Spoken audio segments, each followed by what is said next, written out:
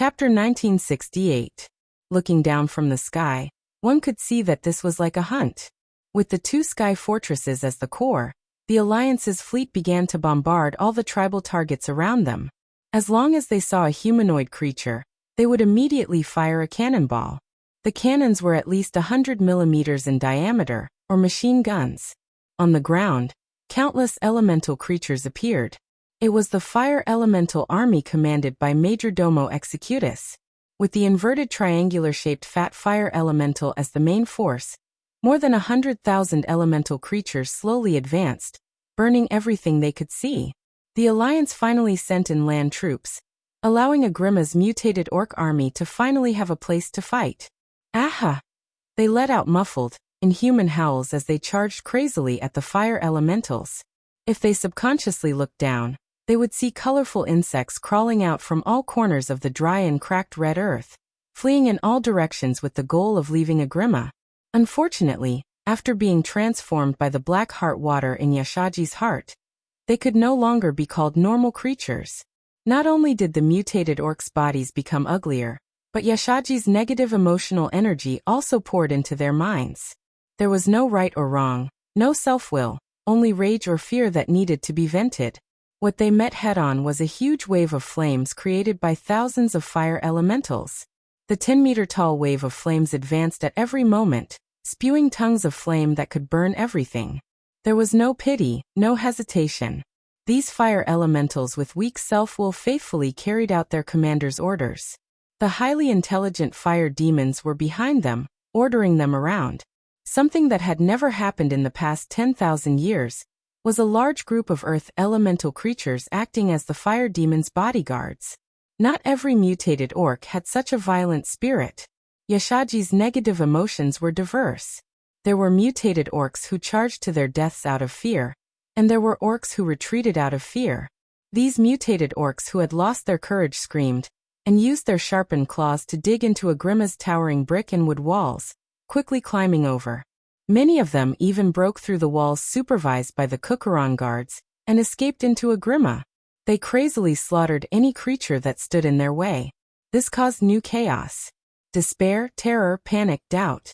The pros and cons of the seven fiends were all revealed at this moment. Just as the orthodox tribe of Orgrimmar fell into chaos, Naxxramas finally arrived at the top of Kalimdor's largest city, which had been built for 15 years and was hailed as the symbol of the tribe's spirit. Orgrimmar was so huge that it almost occupied the entire northern part of Duroder. In real life, Orgrimmar wasn't a small town that could be reached in a few minutes on horseback. Under the management of 2 generations of great chieftains, Orgrimmar was 12 kilometers long from east to west and 8 kilometers wide from north to south. Due to the mountains behind it, the zigzagging city boundaries made it difficult to calculate the area. It was this city that was close to 100 square kilometers that was now under the Alliance's siege. Every single orc who was still sane cried out in alarm when the flying fortress's shadow covered half of the city. They could hear their voices breaking with fear. They could sense the animosity from the Alliance. There was no persuasion, no propaganda. Everything was different from what they knew of the Alliance. They still remembered when Sar was great chieftain. The Alliance gave him almost unreserved support. If there was no food, they would give him food. If there was an injury or illness, they could borrow priests and doctors to cure their addiction to the devil's blood. When Sar said he wanted to go to Nagran to save people, the Alliance gave him a ship without hesitation. The Alliance used to be so kind. Unfortunately, their unwillingness blinded their hearts. They envied the good life of the Alliance people to the point of going crazy, and their ambition fueled their arrogance. At this time, a madman who advocated war resonated with their hearts. Yes, if there was no food, no territory, then they would just rob. Everything was so natural. They raised the banner of tradition and followed the madman to start the war. They saw the Alliance's retreat as weakness, and the small benefits they seized as the prelude to victory. When the Alliance revealed its fiercest claws, the group of orcs who were frogs at the bottom of a well discovered that they seemed to have provoked an opponent that they absolutely could not provoke. Was Garrosh wrong to be great chieftain? Did we make a big mistake? We shouldn't have declared war on the Alliance? Ancestor, is Orgrimmar going to be destroyed? Are we going to die? Are the orcs going to be finished? All kinds of negative emotions spread throughout the city, and screams rose and fell continuously. Other than the rough and angry shouts of the Kyukuron guards, there was weakness everywhere. So what if Yashaji gave them a stronger body? They couldn't fly. This situation where they couldn't even resist, not even put up a last fight, was what made the orcs feel the most despair. Under the despairing gazes of nearly 1,000,000 orcs, the huge base of Naxxramas that destroyed the Twilight Fortress fell off another layer. Everyone watched in horror as the huge black metal block that was bigger than 10 chieftain halls fell from the sky, aiming at the dark alley in the center of the city. Boom. Boom. It was a loud noise that could shatter the sky and the earth. Every pebble on the ground of Orgrimmar trembled, and in the next moment, they were directly shaken into the sky by the vibration. After being stepped on by countless people, the already solid ground was like a domino. After shattering into countless small pieces, it flew rapidly. From the inside out, it spread all the way. In the next moment, it caused the most exaggerated explosion in Orgrimmar's history. It was a dazzling light that could blind people's eyes. The ear-piercing buzzing made everyone lose their hearing and balance, and their ears were filled with buzzing sounds. After a moment of dizziness, the strongest survivors barely opened their eyes, only to find that in that instant, the explosion had destroyed most of the city, and all the buildings were directly blown away. Dozens of streets were all razed to the ground, and every ruin was screaming and groaning in the flames. The raging fire that engulfed the entire city spread further with the wind blowing from the east to the west. The city that was once full of orc aesthetics was now completely gone, and there were shocking cracks everywhere, as if it had experienced a terrible earthquake. No, even an earthquake couldn't have such amazing destructive power. This was a complete annihilation of the orcs. The remaining orcs had not yet reacted to this earth-shattering explosion when they immediately felt the ground start to shake again. What was this? Chapter 1969. The scorching air current carried the shockwave of the explosion, and blew General Nazgûl, who had just climbed up from the ground, away. As burly as he was blown away in the stronghold deep underground and tumbled a few times. One could imagine how terrifying the attack power of the big bomb was. A large area of the underground stronghold collapsed. When the stronghold was built, there was no expectation of such a terrifying impact. The orcs were only wary of the Alliance's demolition team, but they didn't think that the Alliance would throw a fake, tactical nuclear bomb. Nazgûl crashed through several walls and finally stopped when he hit a rock stratum. His whole body slammed into it, and then he fell into a crack in the rock stratum that was 5 stories high. His body, which had been greatly strengthened by Yashaji's power, was not invincible. He covered his bleeding forehead and climbed up from the ground. He immediately noticed that the stones on the ground were spinning strangely, as if they were dancing some ridiculous dance. The shockwave from the explosion had clearly stopped, although the center of the explosion had ignited a fire. But the temperature under his feet was no less than the center of the explosion. No, this was even worse than that. Gurus Hellscream finally noticed the anomaly as well. The air was filled with the familiar smell of sulfur.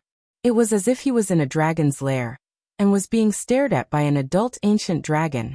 The dragon's breath was so hot that it seemed to be able to burn everything. The dragon's mouth was filled with flames that seemed to be able to burn everything. He had been building his underground stronghold ever since he became the great chieftain. For this stronghold, he had taken away a large number of laborers from various races. And Magatha had helped him transfer these laborers in the name of fighting against the Alliance. The huge underground stronghold was very, very deep. Even a 100-ton bomb like this couldn't blow through and collapse the entire stronghold. Perhaps the layers closest to the ground would become a mess, but as long as the deepest underground palace was fine, Gurus was confident that he could use this underground stronghold to kill all the Alliance invaders and drain every drop of blood from their bodies. At that moment, Gurus felt 2 pairs of eyes on him. It was the gaze of Duke Marcus, whom he hated the most. It was as if there was a holy elephant of Duque standing in the middle of a temple in the void, and Duque was holding his father's shackles with one hand while staring at him with a mocking gaze. There was even a hateful smile on his face, as if he was looking at a clown. Duque. Duke Marcus. I know you're watching. Come at me if you can. Come and kill me. The Kukuran guards looked at their boss, dumbfounded, as though they had gone crazy for no reason. In fact, it seemed to everyone that Garush was a little jumpy lately. This time it was different. A voice really came from the void. It was the voice of their strongest enemy. Kill you? I will. But I'm not interested in crawling into a rat hole and pulling out such a dirty person like you. Duque's voice rang out. It sounded like an ethereal voice coming from a tall building in the morning mist. It was full of hallucinatory colors, but every word was clear. What? You dare to call such a majestic fortress a rat hole? The brainless roar exploded. Duque did not answer him. Instead he mocked. You know what? When a ship is about to sink, the first thing to run out is definitely a rat. Hey, what do you mean? Answer me, you bastard Duque. Garush roared angrily, but received no response. No, that was not entirely true. Duque responded in another way. Rumble. Rumble. The entire Orgrimmar trembled. Even the entire mountain range that Orgrimmar was attached to was trembling. The terrifying heat began to scorch the lowest level of the underground fortress. Ah. So hot. So hot. The Kukuran guards who drank the Yasha Blackheart water were not immune to elemental damage, nor did they completely cut off their sense of pain. They were still living creatures. They could be hurt, afraid of pain, and they could die. When the lowest level of the underground fortress was torn apart like a fragile biscuit by the sudden appearance of the underground camp, Duque's trump card finally showed its brilliance. Bang! It was lava with a temperature of nearly 1,200 degrees Celsius. And it was definitely not normal fire elemental energy. The flames were violent and the temperature was as high as 8,000 degrees Celsius. Ah, not good. Run. If we don't run, we'll be burned to death. If it was any other situation, perhaps the brainless roar would have killed a few deserters on the spot to warn the others. Unfortunately, in the face of such unreasonable heat, if they did not want to be burnt to a crisp, the only way was to run. Just as Duque had mocked, they ran towards the ground. At this time, the brainless roar finally understood how Duque had done it. No one would have the imagination to imagine that the Lord of Fire, Duque, would be so generous. Duque had directly pumped a large amount of lava from the land of fire south of Mount Hyjal, through a tunnel dug by Oro's children, through half of Azhara and into Agrima.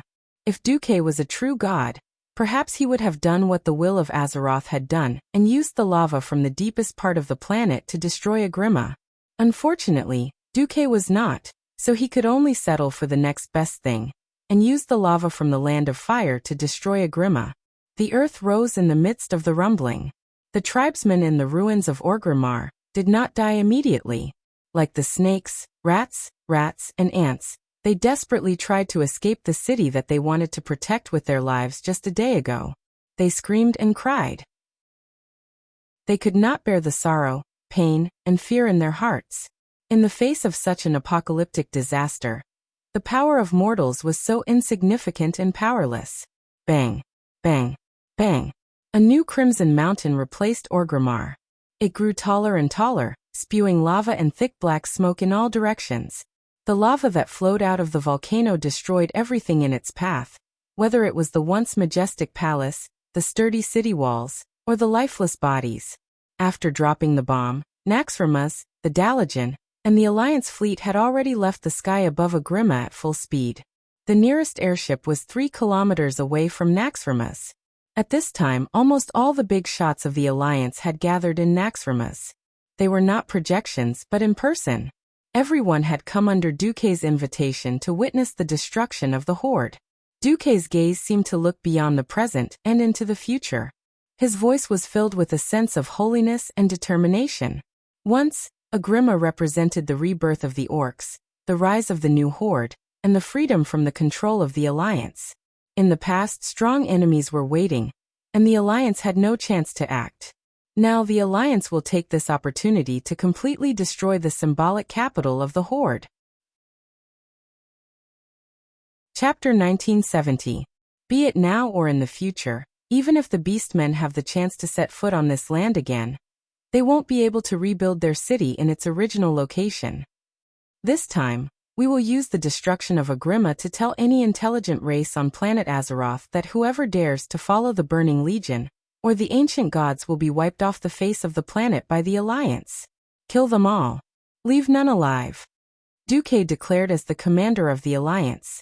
Whoever wants to destroy the planet and make it impossible for everyone to live, we will kill them first. No. Care. Yes. Who? Just then, an even more powerful wave of lava spewed out from the crater. Dazzling flames exploded in the middle of the battlefield. It was a flare brighter than the sun. At the same time, countless roaring lava balls flew out, dragging more land into the burning world of fire. This was not a planet-level attack. The lava in the land of fire was not endless. Seeing that it was about time, Duque ordered the land of fire to stop. Agrima and Garish's underground strongholds were destroyed together. But Garish was not done yet. High energy response. It's a shadow element. Enemy attack. The messenger's voice turned from surprise to fierce. This time, there was no need for the messenger to report. All the big shots of the Alliance saw that in the airspace ahead, a scouting frigate had been destroyed by a shadow element light cannon. Boom! The dazzling light caused the dimmed battlefield to suddenly light up again. It was as if night had turned into day in an instant. Duque pursed his lips. Sally broadcast it to the whole Alliance, including those families. Sally understood what Duque was implying. At this time, countless people in the Eastern Kingdom, and in the backlands waiting for news from the front lines, were pleasantly surprised to see the magic mirrors in the squares suddenly change. The Battle of Agrima was the most important thing for everyone. Due to the information restrictions, everyone could only see the situation in the backlands. News about Duroder was not allowed to be reported. On the screen, a giant wind city of the tribe was being destroyed by a volcano. People of the Alliance rejoice. During the siege of the Horde's capital, Orgrimmar. During Operation Focusing Rainbow, the Alliance dropped a super bomb made of 100 tons of TNT on the Horde. The commander of the Alliance, Duke Marcus, even summoned a terrifying volcano to destroy the Horde's capital, Orgrimmar. Everyone, please take a look. Back then, the Alliance lent the Horde a ship to cross the endless sea to the west. Then, the Horde spent 15 years building the main city of Orgrimmar on this red land. It's now history. However, we used magic bombs to destroy Theramore and spread the flames of war to every member of the Alliance. The main culprit, Garrus Hellscream, who calls himself the chief of the Orthodox tribes, has yet to be executed. On the screen, dazzling flames had already exploded in the center of the battlefield. There was no need for the higher-ups of the Alliance to give the order. The fleets at the front line were already attacking the enemy. Following the roar of the 400mm and above cannons, a mushroom cloud rose up from the red earth, bringing with it an endless amount of smoke and dust. The shockwave pushed the reddish-brown dust cloud over, blowing away tons of dust and debris. Soon, everyone saw a huge black shield rise around a huge figure, blocking all the explosions, dust, and shockwaves outside. That was the power of Yashaji. A higher level of mystery easily rejected the low-level energy reaction.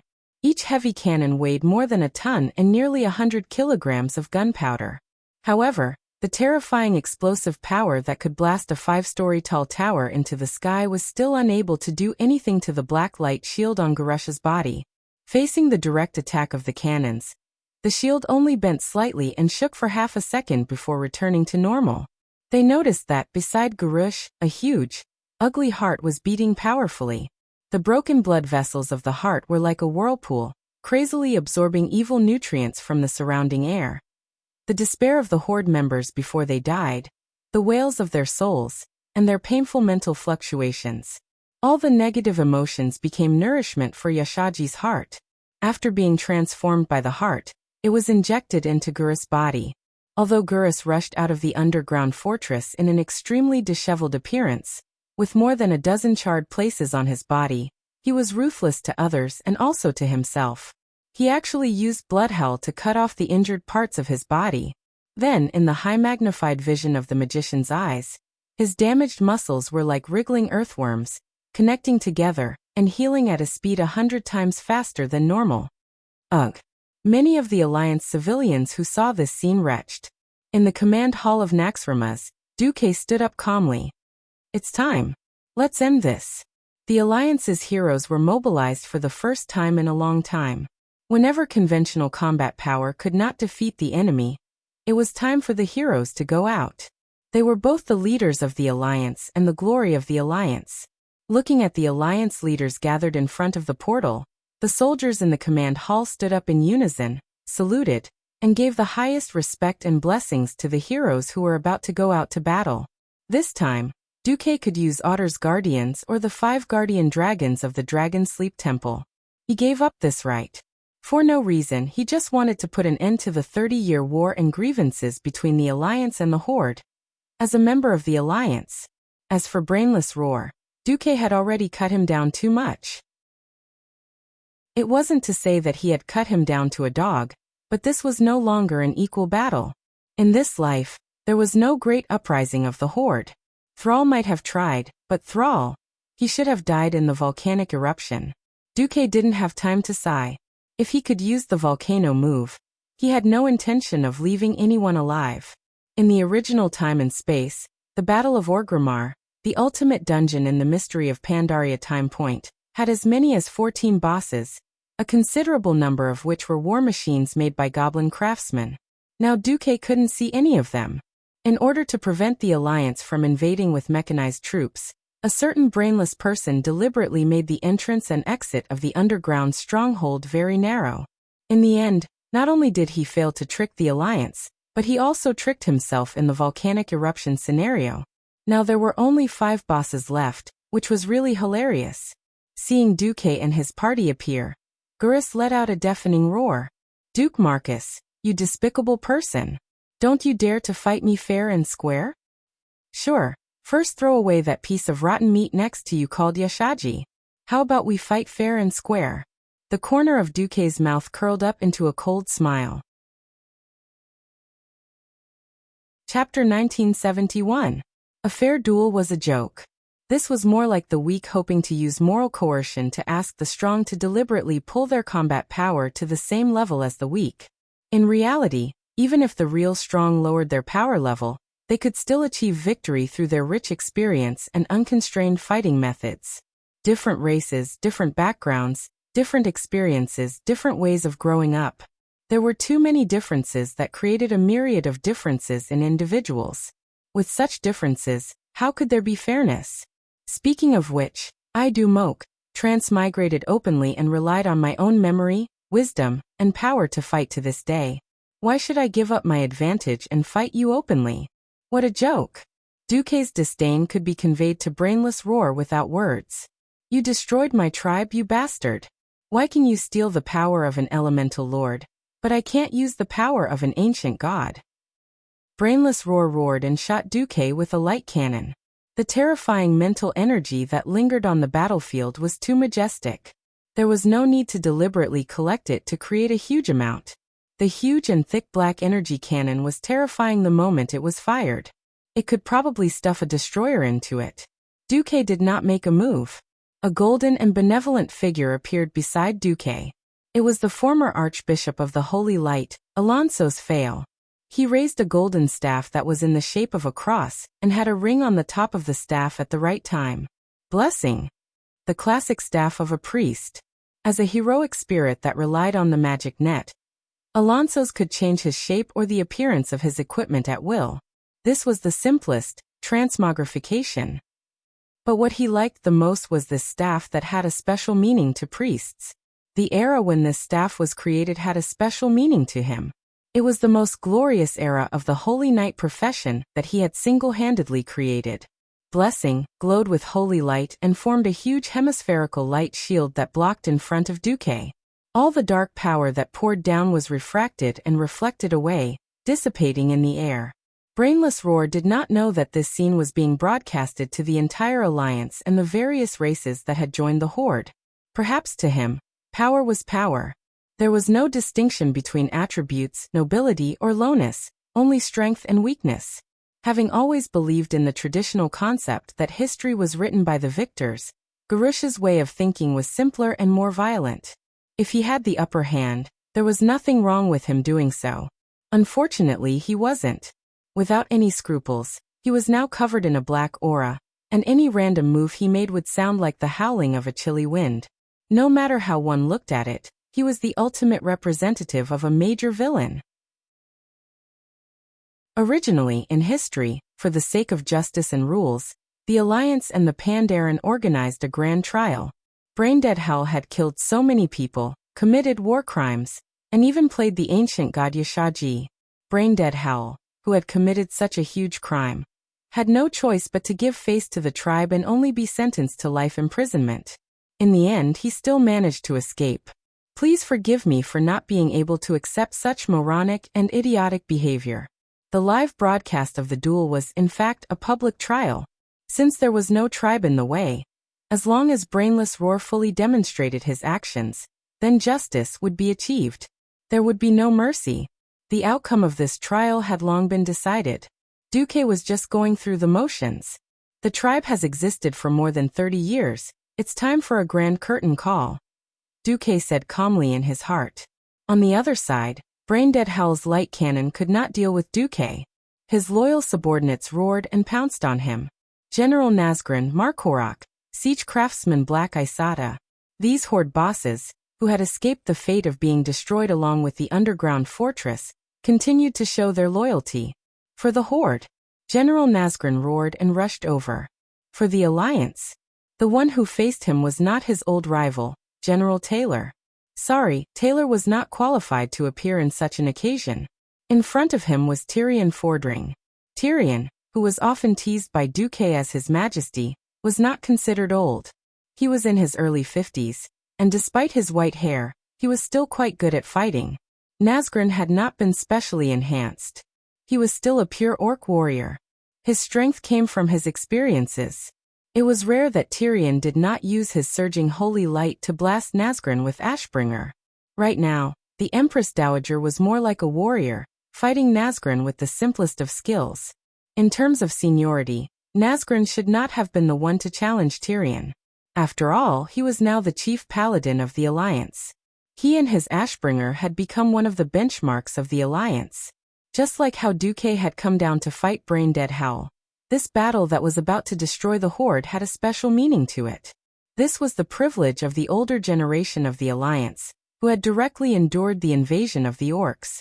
They had risen during the second battle at the Dark Portal, and became the core of the Alliance. Now that the Horde was about to end, they had to personally wrap things up. That was why the one who blocked Markorak was Gavin Rad. His wind sword had become slightly weaker because Queen Sylvanas had freed Prince Thunderin, and wanted to take him in as her subordinate. Gavin Rad temporarily replaced his wind sword. But even with the most ordinary of hammers, he could still suppress Markorak with the skills he had learned on the battlefield for 30 years. Moreover, this shameless thing still had different ideas from the other 5 Silver Saints. After failing to sleep with 2 women at night, Gavin Rad obediently submitted to Duque and obtained eternal life. Now he was more like a bug. He had the body of an 18-year-old, the experience of a 50-year-old, and the ability to combine holy light and lightning attacks at the same time. Even after Markorak had been strengthened by Asha's power, he was still being suppressed by Gavin Rad with an epic hammer. Dressed in golden plate armor, Gavin Rad merely dodged to the side and avoided Markorak's sweeping attack by a hair's breadth. The next second, a hammer hit the Gurus adjutant's face. Holy light mixed with lightning exploded on Markorak's enlarged face, and violent elemental turbulence swept across the red ground. Markorak's giant body was sent flying more than 10 meters away by the impact of the hammer. Only after rolling a few times did he finally stop, amidst the shocked cries of the Kukuran guards. "Yo kid, you followed the wrong boss. People who use such evil powers will not have a good ending." Gavin Rad mocked. "You know nothing about the Horde." Markorak let out an angry roar and charged at Gavin Rad again. Chapter 1972.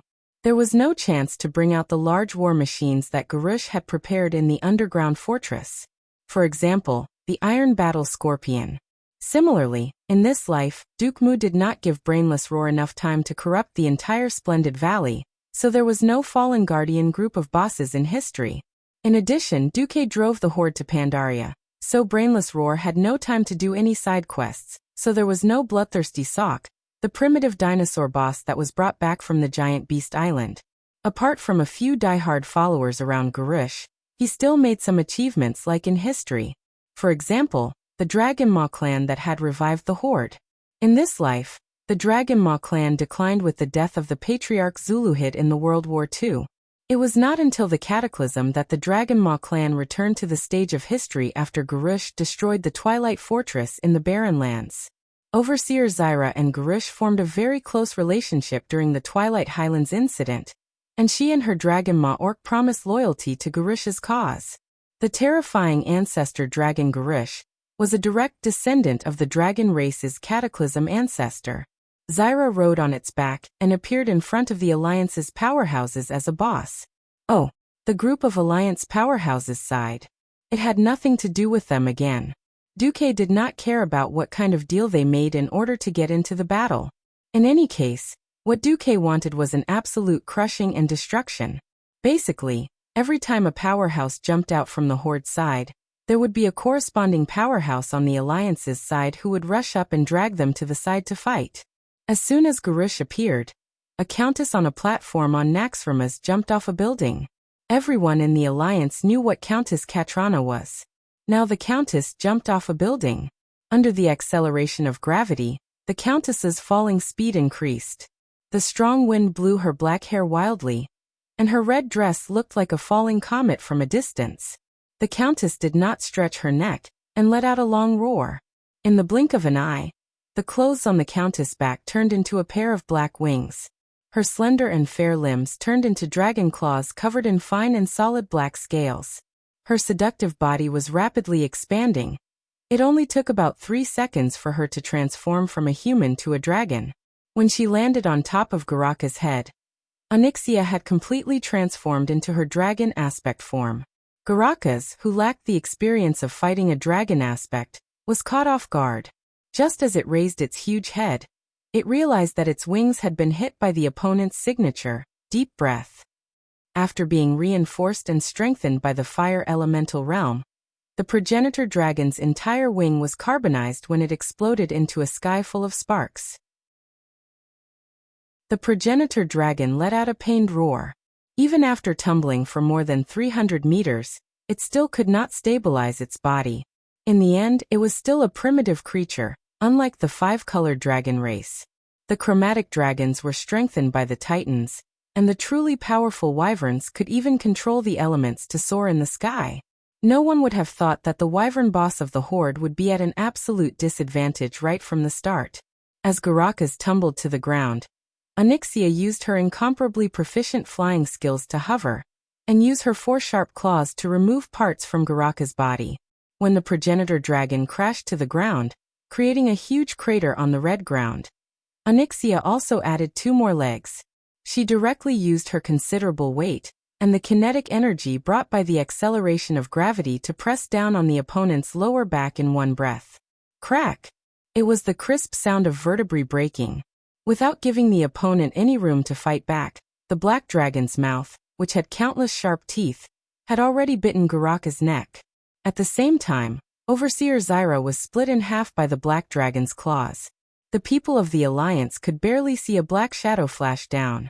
When they could see it clearly, the scene that decided the outcome of the battle had already appeared on the screen.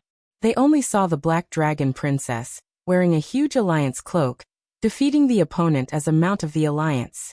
Regardless of whether it was the siege craftsman Haisu or the Karakasi heroes of the Mantis Demon, they were all hammered and killed one by one in front of this group of powerful people from the Alliance. This was not a battle of the same level. On the other side, Duque was still playing with Braindead Roar. In the distance, more crown guards, who had escaped from the volcanic eruption, madly rushed over, but they were killed by the Alliance elites led by the Silver Hand. In the center of the battlefield, there were not many Horde warriors still fighting. After another fierce clash, Theon used Ashbringer to suppress Nazgûl. Looking at the Horde general who was already riddled with scars, he finally could not bear to see him die. He suddenly whispered, "Surrender. You are not one of those madmen who disregard everything and the lives of the people for the sake of power. You are different from them." If you surrender, I swear in the name of the holy light that the Alliance will give you fair treatment. Nazgûl, of course, knew that he could not defeat Theon, but his answer was incomparably loud and clear. I am Nazgûl, the Fist of the Chieftain, the Horde's commander. If today is the day I die, then I will die gloriously on the battlefield, for the Horde. Is it worth it? Theon was a little anxious. Worth it? There is no such thing as not worth it. I am very happy that I am fighting a glorious battle with you. In the end, I stand on the side of the chieftain because this is my mission. If the person who defeats me in the end is you, I will also be very happy. Gurus will lead the orcs to destruction. Are you willing to do that? If the orcs are really going to go extinct, it is the will of the heavens. Otherwise, there will always be a hero who will lead the orcs and our world to prosperity. With that, another fierce clash ensued. This time, Tyrion had miscalculated. In his imagination, it would be another clash of swords and axes. But at the last moment he did not know if Nazgûl's legs gave way, or if Theon still thought that Nazgûl was at his peak. Under the fierce attack of Ashbringer, it directly hit a large gap in Nazgûl's weapon. This directly broke his weapon. This, after Ashbringer, which was like a door plank, slashed out, it did not stop at will. Ashbringer, which represented the extreme path of toughness, faithfully carried out the power that its master had given it. With a flash of golden light, a huge wound appeared from the right side of Nazgûl's neck to the left side of his abdomen. There was no pain, no regret. On the rough green face that was unique to the orcs, Nazgûl smiled. Although I have lost, it is still honorable. Loktar Ogar. Theon suddenly felt a pain in his heart. He had defeated countless enemies, but he had never thought that he would feel like his heart was being cut by a knife after being defeated. Chapter 1973. At the side, Duque, who saw this scene, secretly sighed. A true hero did not differentiate between strong and weak, noble or lowly, race or age. In the face of a powerful enemy that could not be defeated, perhaps 99% of people would choose to be a coward for life, but there would always be 1 in 10,000 people who would choose to stand up. Such people were often called heroes by the world. In Duque's memory, in the original history, Nazgûl appeared as a small soldier in the wrath of the Lich King. Then, during the Cataclysm, he became an army soldier, equivalent to the Alliance's knight captain. Finally, during the Mystery of Pandaria, he became the general of the Expeditionary Army. He could be said to be the leader of the Expeditionary Army. Some of the players who played with Duque, before he transmigrated, were also part of the Horde. Especially in Pandaria, there were all kinds of missions, all kinds of encounters, all kinds of ships, all kinds of sinking. But General Nazgûl was a true hero. This warrior caused all kinds of trouble and asked various heroes to clean up the mess, but at the critical moment, he showed the courage, ability and wisdom that a warrior should have. It was no exaggeration to say that Nazgûl's entire experience formed an inspirational story of an ordinary orc soldier, who grew up step by step to become an independent Horde general. In fact, Duque knew that General Nazgûl was the same as Wajin. There was no difference in their understanding of the Horde. It was just that the path they chose was different. The reason why he said this was because he had a reference by his side, Markarok. Markarok was a traditional orc who was brainwashed by Braindead Roar. They believed that other than Kukuran, any other race, including orcs from other clans, were untouchables. On the other hand, General Nazgûl treated every comrade who fought with him as a companion and a great warrior who grew up with him. Looking at Nazgûl, who was still acting like a human, and the Beastman army that had almost gone crazy, it wasn't easy for him to maintain his rationality under such circumstances, and he still refused to use Yashaji's power. In the past, Duque found it hard to understand why Nazgûl still chose to continue to follow the crazy Gurus even though he was very clear-headed. Later he found out that it was because Gurus recognized him. For all the orcs who were loyal, it was impossible for them to betray their benefactor. Nazgûl reminded Duque of Grom. In order to repay Duque's kindness, Grom didn't hesitate to give up his identity as the tribe's hero, and become Duque's personal spirit after death. Even when the Alliance and the Horde were at war, and the Alliance was about to attack his son, Grom chose to remain silent. Duque knew that if he gave the order, Grom would definitely attack Garush with his axe. Duque didn't do this because it was too cruel for a warrior who was truly worthy of respect. It is the father's fault for not teaching his son properly. But how could a father who had been cut off from his path of return, and had no choice but to wander in another world for more than 10 years, fulfill his duty of teaching? It was precisely because he knew about Nazgûr's deeds that if there was an uprising, Nazgûr would entrust all his hopes for the future of the Horde to the people he trusted. For a general who had already reached this level, Duque could only evaluate him as someone who was absolutely worthy of respect. Sometimes he felt sad for the Horde.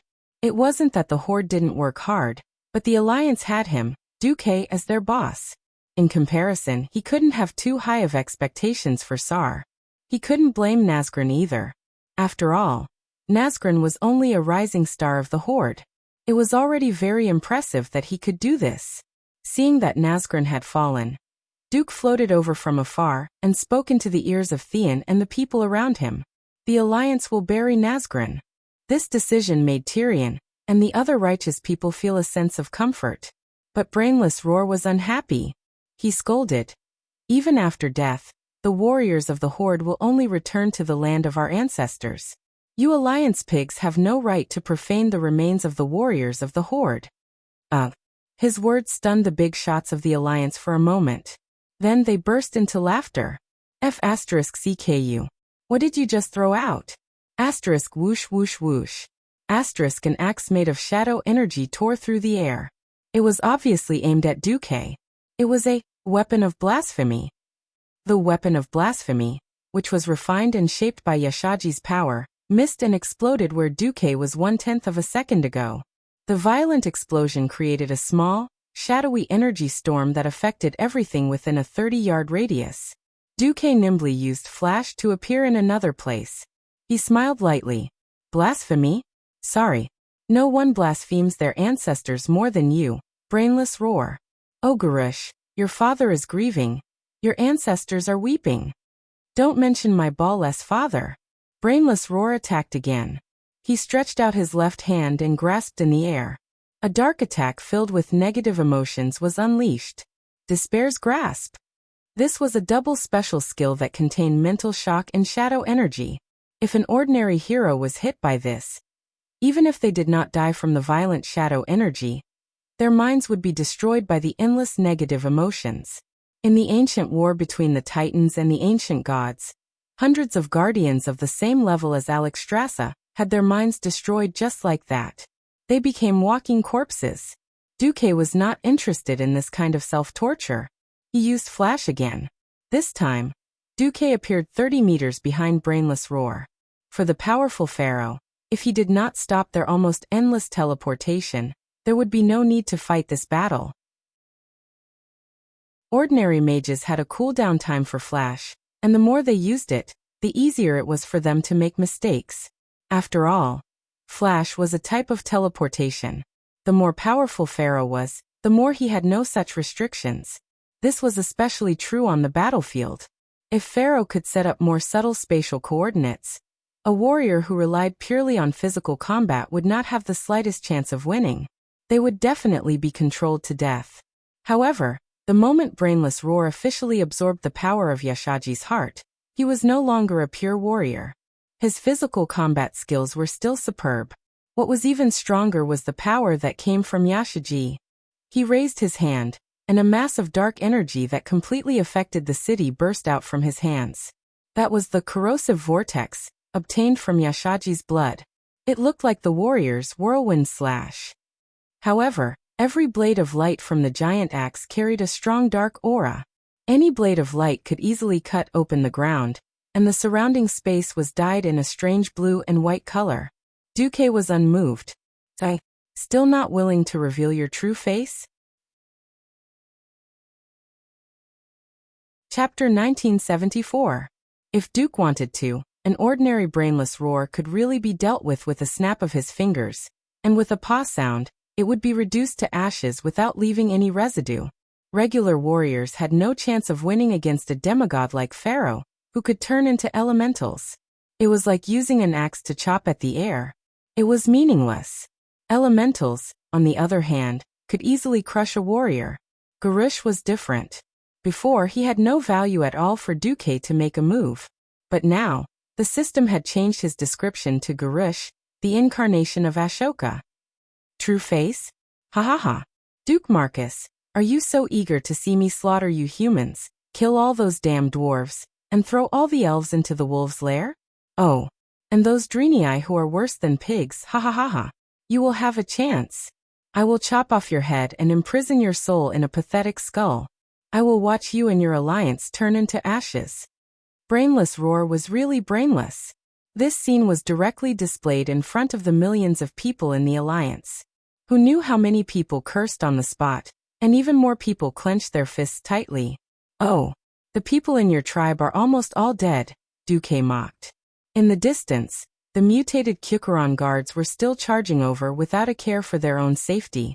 But just the Silver Hand and the Night Elf Sentinels were enough to make them suffer.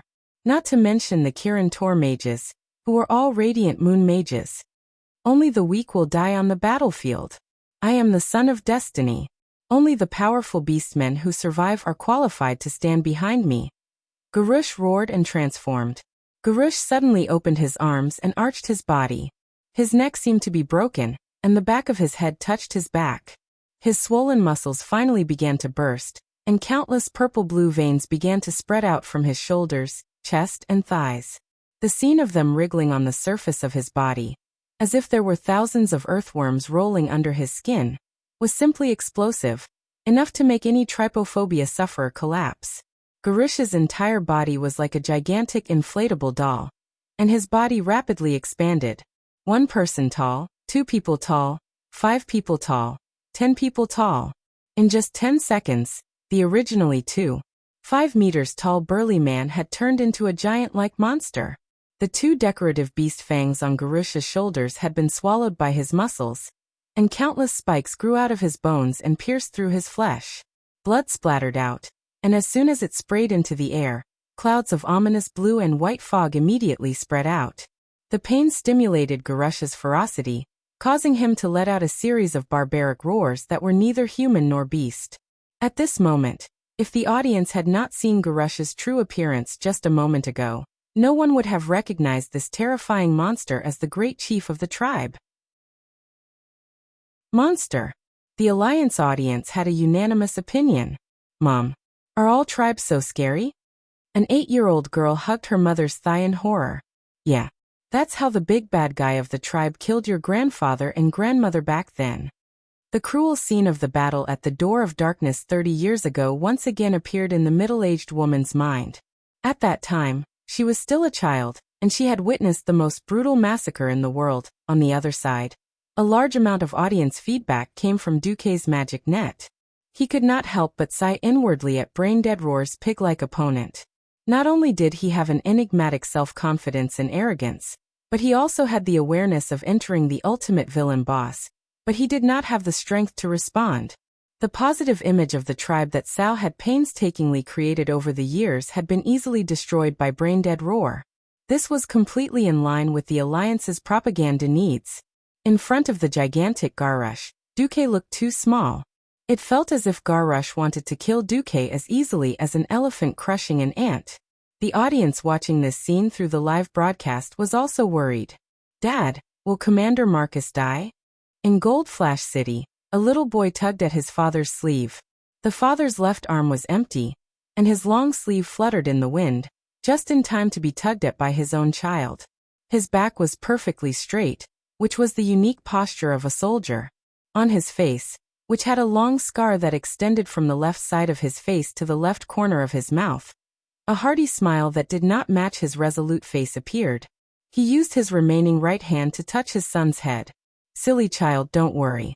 Lord Marcus is not only the greatest commander of our alliance, but he is also the most powerful human in the world. This has to start from when he, as the weakest mortal, killed the commander of the Burning Legion, Sargeras, who possessed the demigod wizard Medivh. At that time he was only the lowest level official wizard. Duque's rise had long been eulogized by countless bards in the alliance. In the past 30 years, Duque had walked step by step from the grassroots to the pinnacle of the Alliance's power. He had fought in great battles, and finally became a god as a mortal. This story had long been heard by the people of the Alliance. But when it was told in this scene, it just happened to add a sense of history to Duque's battle. No problem. Lord Marcus is a man who has killed 2 ancient gods. Battle achievements were confidence. This sense of glory and pride filled the chests of every member of the Alliance. No one interrupted the father's explanation, and the surrounding people nodded in agreement.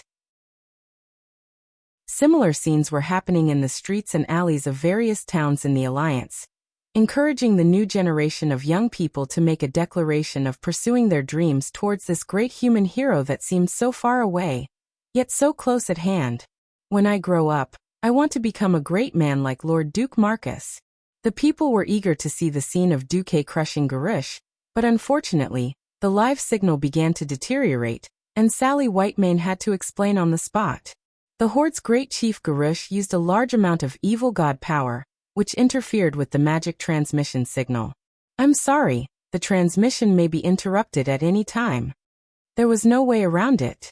Even if Duque filled Azeroth with all kinds of black technology talents, there would still be a situation of unbalanced technological development. Not every world had Da Vinci or Edison.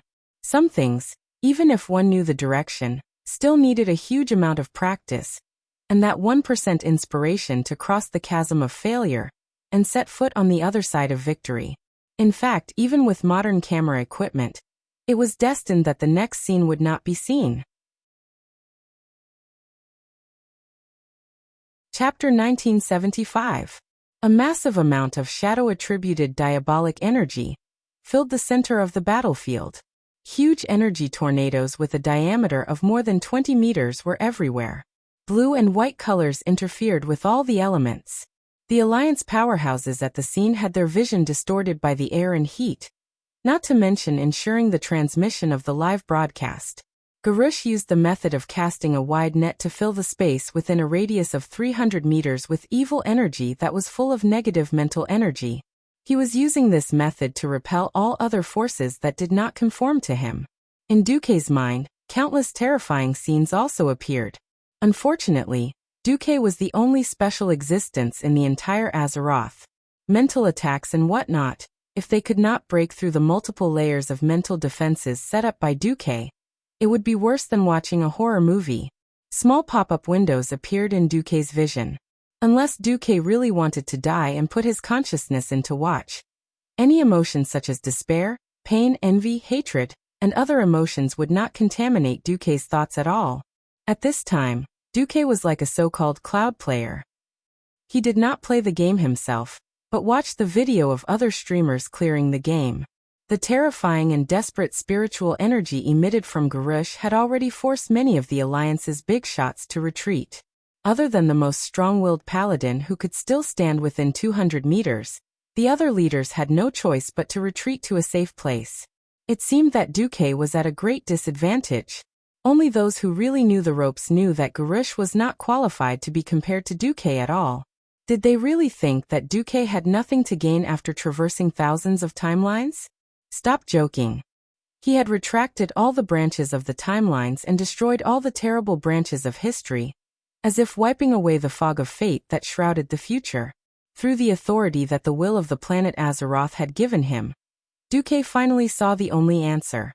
It was like the only flame of hope in the darkest night, or like a distant star shrouded in dark clouds, shining with the only light of order in a hazy and chaotic world. Yes, that was the path to becoming a true god. The path to godhood that even Elun could not tell him, and that only the will of the planet was qualified to reveal to him. The true authority of the 4 elemental realms, the end of the path of magic, and the authority to control the world. Why was it that after the titans of the Pantheon left this planet, the guardians of the earth still had eternal life? As long as their will did not collapse, they could live forever? They had clearly left, so why were the titans able to give their servants an almost inexhaustible amount of power? Where did the time, life, magic, earth, dream, and other extraordinary divine spells of the 5 dragon aspects come from?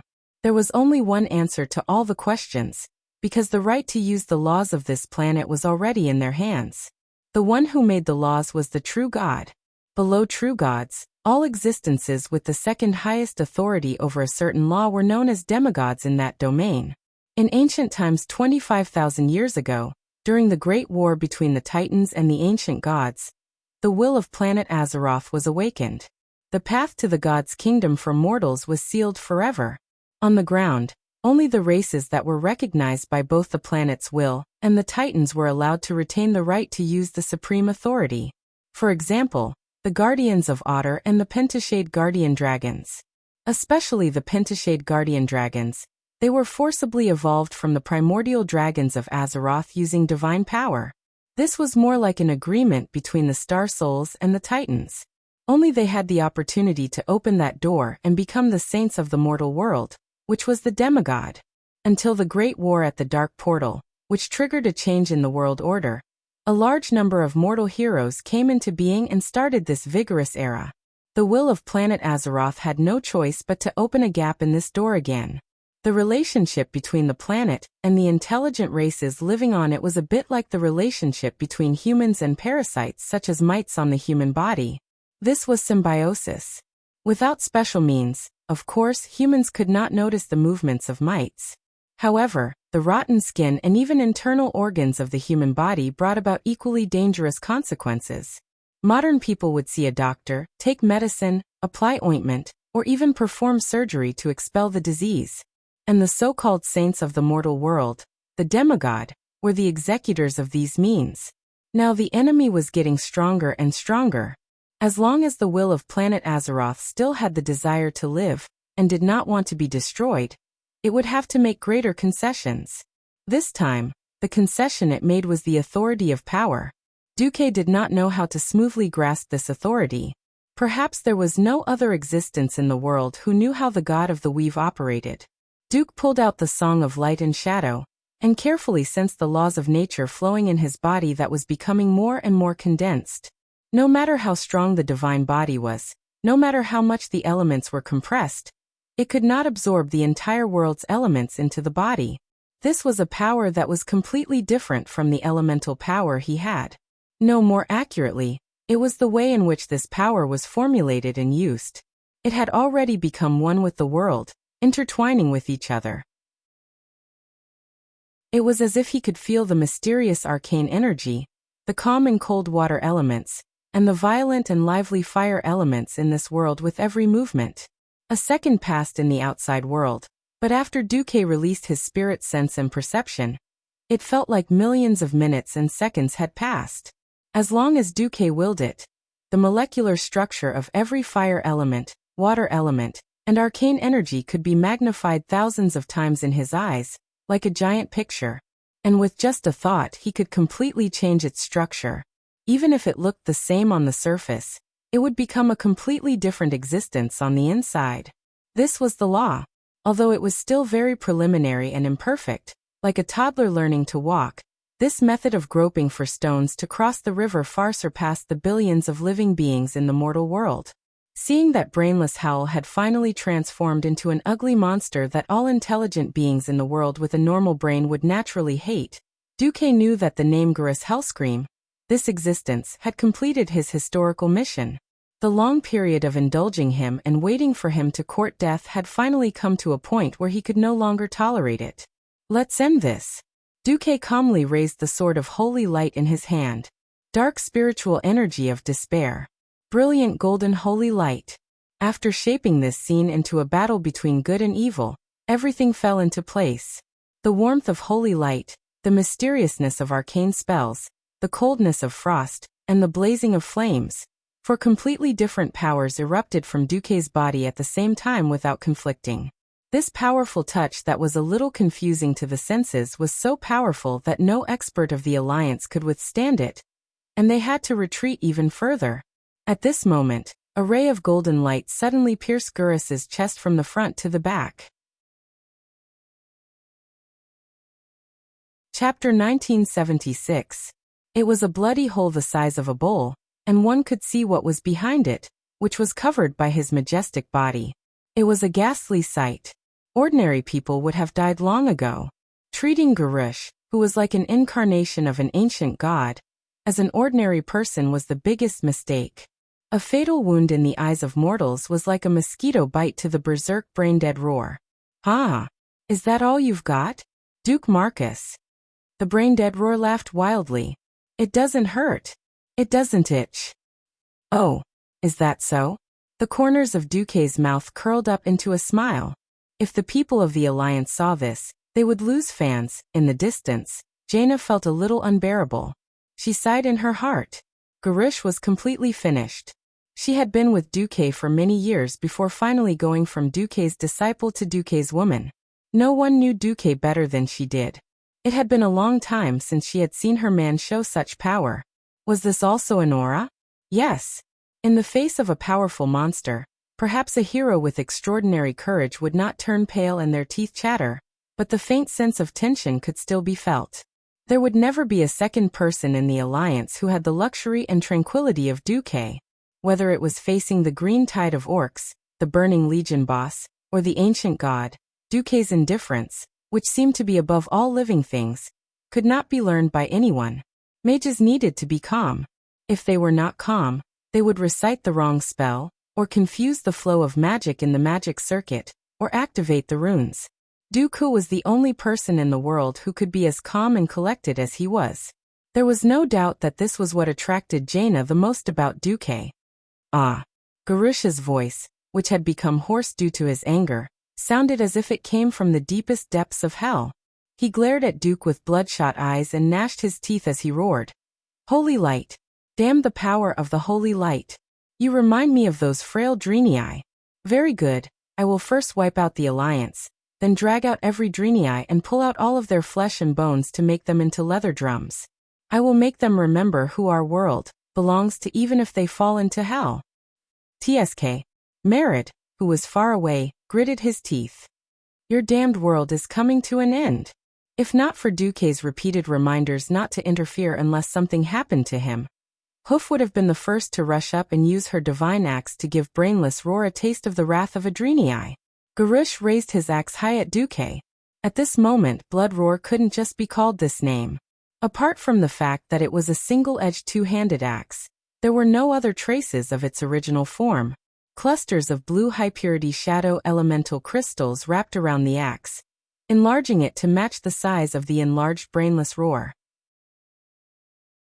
The original Bloodhowl was probably a decoration inside the gigantic axe. After the surrounding space was filled with a huge amount of Yasha-type dark power, Duque had to be very careful when he wanted to teleport.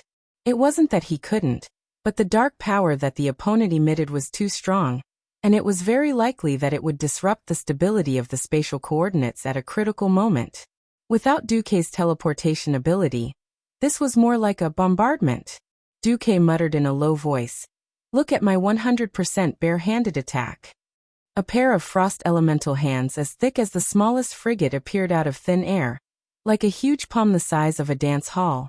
The giant version of the Bloodhowl was immediately clamped. Brainless Roar cried out in shock. He suddenly realized that standing in front of him was no longer the tiny Duque, but a giant elemental giant that was the same size as him. Arcane magic, frost and fire. The perfect mixture of the three elements presented a mixed-colored giant. On the giant's head, Duque sat upright in the frost elemental head. Through the translucent outline of the elemental giant's head, one could see Duque with his legs crossed. Duque and Brainless Roar were essentially doing the same thing. The difference was, Duque controlled the elements and let the elements form a giant outside his body. Brainless Roar's control over the elements was even worse. He had no choice but to stuff all the dark power that carried the negative mental energy of Yasha-type into his body. Impossible. Realizing that his strength could not overwhelm this pure elemental giant opposite him, Garush screamed. Pursuing the power of darkness was like using cheats. Using cheats could help you defeat enemies that you could not possibly defeat. No matter what professional player or national team you were, using cheats was the thrill of killing the enemy. It was at this time that Garush found that his cheats were a little ineffective. Duque's giant used 2 frost arms to clamp his axe, but under the giant's armpits, there were actually 4 flame arms of the same size. A pair of arcane palms held the gigantic arms of brainless Roar, making it impossible for him to exert any strength. Another pair of flame palms slapped fiercely on the shoulders, suddenly clasping brainless Roar's shoulder blades. The next second, the elemental giant retracted its legs, and its body appeared to be suspended in the air in an anti-gravity state. Garish's brain was not working well. He himself had become bigger, but he was still bound by the gravity of the planet. The problem was that the elemental giant itself could be supported by the wind without a high concentration of elements, and condensed into a solid body. His slow thinking caused Garish to be kicked in the stomach by the elemental giant at the same time. Ignoring the elemental giant's body that was parallel to the ground, the elemental giant's movements were more like a snatch. In the blink of an eye, Garish's huge body was strangely dislocated. His arms were fiercely pulled by the elemental giant, and his body was like an old-fashioned cannonball, flying backward with a loud bang. In midair, Garish bent down with all his might and looked at Duke's elemental giant in horror. With his poor knowledge and poor eyesight, he really could not see how Duke had removed his arms. Only the strongest of the strong could see that when the elemental giant used its arcane arms to hold brainless Roar's arms, Duke had already launched an attack. It was a golden holy light that shot out from under the arcane arms. Anyone with a little elemental sensitivity would be able to detect the powerful holy light. Unfortunately, there was only one word in brainless Roar's fighting dictionary: reckless. Elemental sensitivity. That did not exist. Relying purely on his eyesight to distinguish the opponent's attack, he did not notice the elemental giant's little movements at all. So his reaction was, "You cheat dash, I didn't." Duke instinctively wanted to deny it, but when he remembered that he had relied on his knowledge of transmigration and the system to create the situation he had today, Duke changed his words. "Cheats. Let's put it that way. You cheats, so do I. It's just that my cheat is better." Chapter 1977. The scene was too chaotic. The highly concentrated elemental turbulence disrupted the surrounding field of vision, causing the airflow in the entire area to become extremely chaotic. Bystanders could only see a mass of colorful paste churning about, and only the experts with the strongest senses could sense it. In the blink of an eye, the collision of the elemental elements must have happened in many details that were unknown to outsiders. Kale, that's who was already an elemental demigod, was the most sensitive to elemental fluctuations. Next was Jaina, the mage sister. Sizzle. At the moment the lightning struck, Duke used Song of Light and Shadow to launch 2 rounds of holy light attacks. Boom, boom, boom, boom, crack, crack, bzzz. The holy light and shadow energy collided. It sounded like a muffled sound, but in fact, it was 7 almost continuous sounds mixed into one loud sound. That's right. Duke launched 7 attacks on each side. 7 attacks made up a round, 1 on each side. One had to admit that Yashaji's strengthening of the brainless Roar's body was very good. Perhaps the ancient gods had special skills to resist holy light. No, to adjust their body's resistance to it. Although Duke's first holy sword light cannon had pierced through the brainless Roar's chest, Duke knew very well that the second one was only half effective. Duke had a lot of experience dealing with this kind of physique, including the fleeting nature element, the continuous slashes of holy light, arcane, ice, fire, and nature elements made Garish's arms lose the opportunity to use the elements to wrestle with it. Bystanders couldn't detect it, but in fact, after the 5th round of attacks, Garish's giant arms had begun to tremble at a high frequency. At this moment, a sudden wave of shadow energy made Garish's arms completely unable to adapt to it. In the end, it was the gorgeous holy light that was like the rising sun. Yashaji, who could no longer maintain his dark power, lost all resistance under the continuous multi-elemental attacks.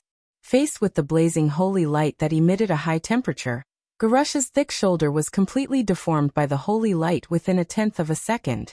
The power of the holy light that was gathered to the extreme did not dissipate at all. Almost as soon as the holy light touched the flesh, the vertical surface of the holy light that came into contact with the holy light splashed out radially blue and white waves of flesh. Bang!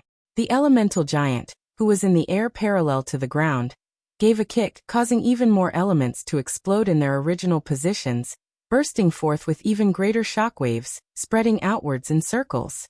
It was a ripple formed by a mixture of many elements. It mixed up the surrounding dust and gravel, and rolled into an elemental storm, turning the surroundings into a mess. As for the giant version of brainless roar that was kicked away by the elemental feet, its condition was even worse. Even though his huge body had already flown into the air, the shockwave brought about by the huge air pressure was still like plowing the ground, causing the incomparably exaggerated cracks on the ground to extend backwards. Finally, after flying for more than 300 meters, he crashed into a section of Orgrimmar's city wall that had yet to completely collapse. More cracks appeared on the already crumbling wall, and 3 seconds later, it collapsed with a loud bang. This was not the end. Duque gave Queen Shi a small look. Queen Shi elegantly raised 2 fingers. Snap! A crisp snap of her fingers. A gust of strong wind swept across the red earth, that was filled with turbid energy turbulence. Everywhere it passed, everything in its path was blown away. Most likely, it was blown into the riverbed of the River of Wrath. At the same time, a flame whip extended from the elemental giant's flaming arm. Like a lasso, in one breath, it wrapped around the neck of the brainless roar who had fallen into the pile of rubble, and pulled him back. The elemental giant stepped on brainless roar's back, and brainless roar's huge face sank more than 2 meters into the ground. It was only when the turbulence dispersed that the surrounding people saw what had happened. The faces of the crown guards who had not died all showed a look of horror at the same time, and they screamed in unison, "No!" Those with insufficient perception had already missed many of them. The mortals could only see the brainless roar being stepped on in the bloody mist that filled the sky. Those with sharp eyes saw that the elemental giant had elegantly thrown away the 2 huge broken arms. And at the same time, the wounds on the arms and the body were spurting out blue and white blood filled with an evil aura. The live broadcast returned to normal, and every member of the Alliance had their mouths agape. They had always heard about how powerful the experts of their own Alliance's hero squad were, but only when they saw this scene for themselves did they realize how powerful their boss was. On the other side, the crown guards seemed to have seen the most unbelievable thing in their lives. Their expressions clearly showed that they did not believe that their great chief would be defeated. No one had expected that the battle would end just as the warm-up was over. No. I haven't lost yet. I haven't. Garush was still struggling violently below. Everyone could see that his ghastly wound, which could easily allow a tank to pass through, was actually healing. Countless earthworm-like muscles regenerated, and 2 new arms were forming. Unfortunately, these 2 arms now looked like the size of a normal orc, and it seemed that it would still take a while for them to grow to match their current huge size. It's over. Garush. Whether it's you or the tribe. Duque's proud voice instantly spread throughout the battlefield. Then the elemental giant turned back into 2 arms, and it raised a single-edged 2-handed axe that looked very similar to Bloodhowl, except that the axe was made of the purest fire element. Crack, crack, crack. It was like chopping wood. The elemental giant's axe chopped down again, and again on the neck of the gigantic Garush. It had to be said that the body that had been strengthened by the ancient god's dark energy was really tough. Unfortunately, under Duque's rapid elemental switching, even the toughest neck would be finished. A cracking sound came from the cervical vertebrae, and everyone could hear it. It was the sound of the cervical vertebrae shattering. But before the cervical vertebrae were cut off, the red earth that carried the gigantic Garush seemed to be unable to withstand the elemental giant's fierce attacks, and it began to sink with a rumble. Of course, Duque knew that it was actually the rising volcano that caused the surrounding horizon to sink. But it looked like the elemental giant's fierce attacks had instantly pulled down the land south of Agrima by dozens of centimeters. This scene caused countless mortals to cover their mouths in shock. What kind of great power was this? Uplifting mountains, severing rivers, falling stars, capsizing oceans. This kind of power that mortals could not imagine was too exaggerated. Was this the end of the mortal power, the lofty appearance of supreme divine power? Chapter 1978. The magic communication projection in the Alliance was not some mass-produced TV. The large illusory three-dimensional screen used for publicity required a magic transmission node to be set up in advance, and then at least one sky mage was sent to monitor the flow of magic. Therefore, at most, a large screen could be placed in every densely populated area. On the screen, the super elemental giant controlled by Duque chopped down on Braindead Roar's neck like a log. Originally, every square in the Alliance was always full of discussion and low exclamations, making the square seem noisy. But at this time, every square in the Alliance seemed to be under some kind of silent spell, and the squares of all sizes gradually quieted down. The silence was just an illusion before the storm. 1 chop, 2 chop, 3 chop, 7 chop.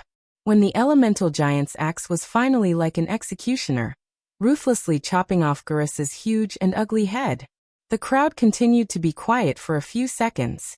But in these few seconds, it felt like the emotions of all the Alliance people were like springs that had been pressed to the bottom. Pressed to the end, it was either collapse or the most thorough explosion. Sally Whitemane's excited voice just happened to ring out at this moment. Did you see it? The people of the Alliance. Every soldier who fought or stuck to their posts. Did you see it? Just now, the Supreme Commander of the Alliance, His Excellency Duke Marcus, finally used his elemental giant to chop off the head of the Horde's chief, Gurus Hellscream. The death of Gurus, who colluded with the ancient god Yashaji, symbolizes the destruction of the evil Horde. The Alliance has won. Long live the Alliance. The excitement that had been brewing for a long time was finally released at this moment. Boom! The next moment, the cheers of countless Alliance people burst out, resounding through the sky and resounding in every corner of the Alliance's territory. From the most prosperous and prosperous Eastern Kingdom continent, to Snow Northrend, which had long been allocated, to Kalimdor, which had been in constant conflict for more than a decade, and finally to Pandaria, which had recently joined the Alliance. On every continent in Azeroth, the fanatical cheers of the Alliance people soared. Long live the Alliance! We won! The soldiers raised the weapons in their hands and their fists. The passionate girls kissed every Alliance soldier they saw. The older generation of the Alliance kept wiping away their tears in excitement. The cruel images of their homes being destroyed by the Horde flashed in their minds like a movie, and the voices and smiles of their loved ones who had lost their lives kept replaying in their minds. Long live! In front of Orgrimmar, the Alliance soldiers chanted all sorts of slogans, killing every single mutated beastman. It's over? Queen Sin, Muradin Bronzebeard, Jean, Tyrion Gavinrad, and the other elders who had participated in the second battle of the Dark Portal were still in disbelief. It's over, Duque said with absolute certainty. Below him, the giant Garush who had lost his head could no longer maintain his form. A large amount of rancid blue and white liquid flowed out of the corpse and was purified by the holy water that Duque had prepared beforehand. Nearly 10 flying transport ships were pouring holy water from the Naru to the scene. Zzz. Without the support of evil energy, Garush's body shrank rapidly. In less than half a minute, he had become a headless and handless corpse. Sigh. The sigh of an old Horde hero echoed in the weave. Duque didn't know how to face Grom. No matter how he dealt with this matter, it would only become awkward. Duque shook his head and told himself, I'm a human of the Alliance. With a light tap, the elemental giant who had just displayed his might was annihilated in the air, and all the elements returned to their respective elemental realms. Phew! Letting out a long breath, Duque looked at the brownish-red soul that was leaping in his palm. There was still a remnant of Garush's soul that hadn't disappeared, and it kept roaring angrily. Unfortunately, his soul was imprisoned in that palm-sized place by Duque. Without hesitation, Duque put his palms together, and his powerful soul power crushed the last of Garush's soul. Duque sighed. It's finally over. If he had killed Garush, there wouldn't have been the so-called King of Draenor. Duque really had enough of those damned enemies who didn't die cleanly, and came back to cause trouble. The Pandaren leader, Zhu Tulan, stepped forward. Commander, actually, we Pandaren think that a fair trial would be better. Duque didn't back down. The Horde has brought tens of millions of casualties to the Alliance. This disaster is more serious than the damage caused by the Horde in Pandaria. The Alliance has tried to solve the problem in a peaceful way, gathering the power of all the intelligent races in Azeroth to face the Burning Legion and the Ancient Gods. I'm sorry, but the Horde has let down the Alliance's good intentions. So this is the trial the Alliance has given the Horde. Kill the Great Chief.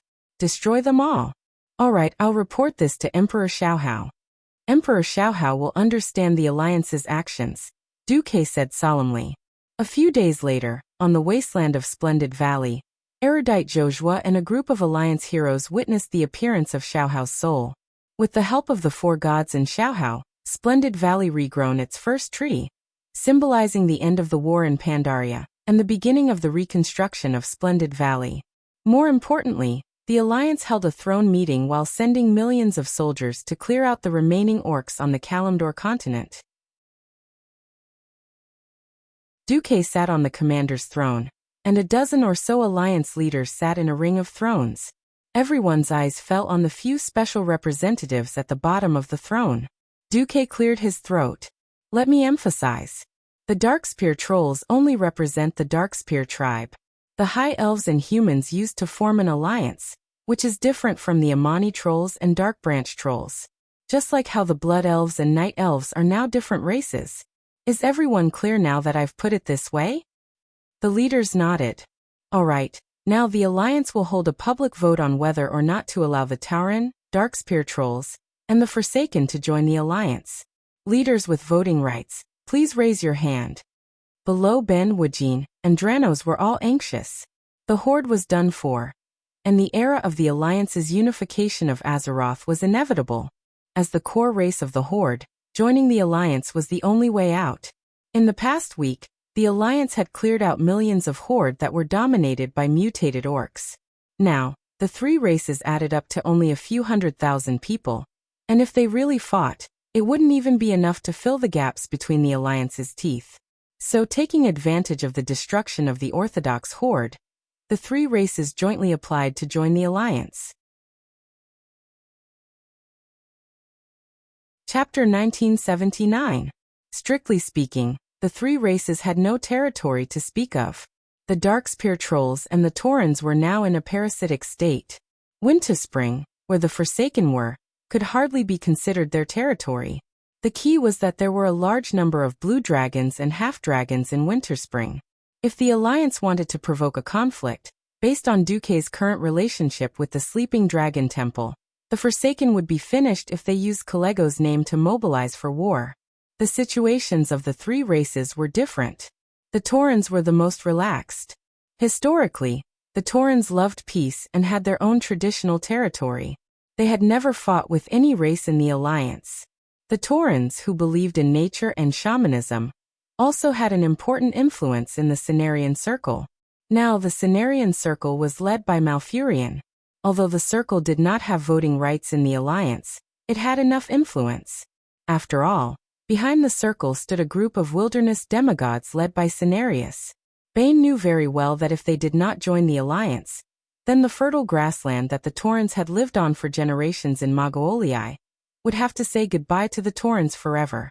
This was a very realistic matter. After Duque announced the start of the Throne Conference voting on the Taurens joining the Alliance, as expected, Tyrande was the first to raise her hand in agreement. Privately, Tyrande had already informed Duque. In fact, the Taurens joining the Alliance was beneficial. Malfurion, who lacked political brains, had stupidly come over and put down his pride to plead with his childhood friend. As a result, Tyrande had earned a favor for no reason. Of course, Duque would not be jealous. After all, he had let Malfurion have the green grassland on his head. The voting results were out. Duque announced in a clear voice, "Very good. The Throne Conference has unanimously approved the motion of, let the Taurens join the Alliance, proposed by the Cenarian Circle. Here, in the name of the Alliance's commander, I announce that the Taurens are welcome to join the Alliance." The Throne Conference suddenly broke out in warm applause. Bane was so moved that tears welled up in his eyes. It was not easy. His father had been murdered by the brainless Roar, and it was later proven that Magatha Grimtotem had poisoned him. After the Alliance caught Magatha, they passed the traitor to Bane, and let the new chief Tauren kill the enemy. Compared to personal grudges, the reproduction of the Tauren was more important. Allowing him to kill his enemies with his own hands could be considered a political show. Only by truly joining the alliance would he be able to regain his most important territory. Bane's voice choked. He was also an honest boy. Thank you, leaders. Thank you for the recognition and support of the alliance countries. Although we Tauren love peace, we never bow to evil forces. If you need our Tauren's help in the future, please feel free to give us an order.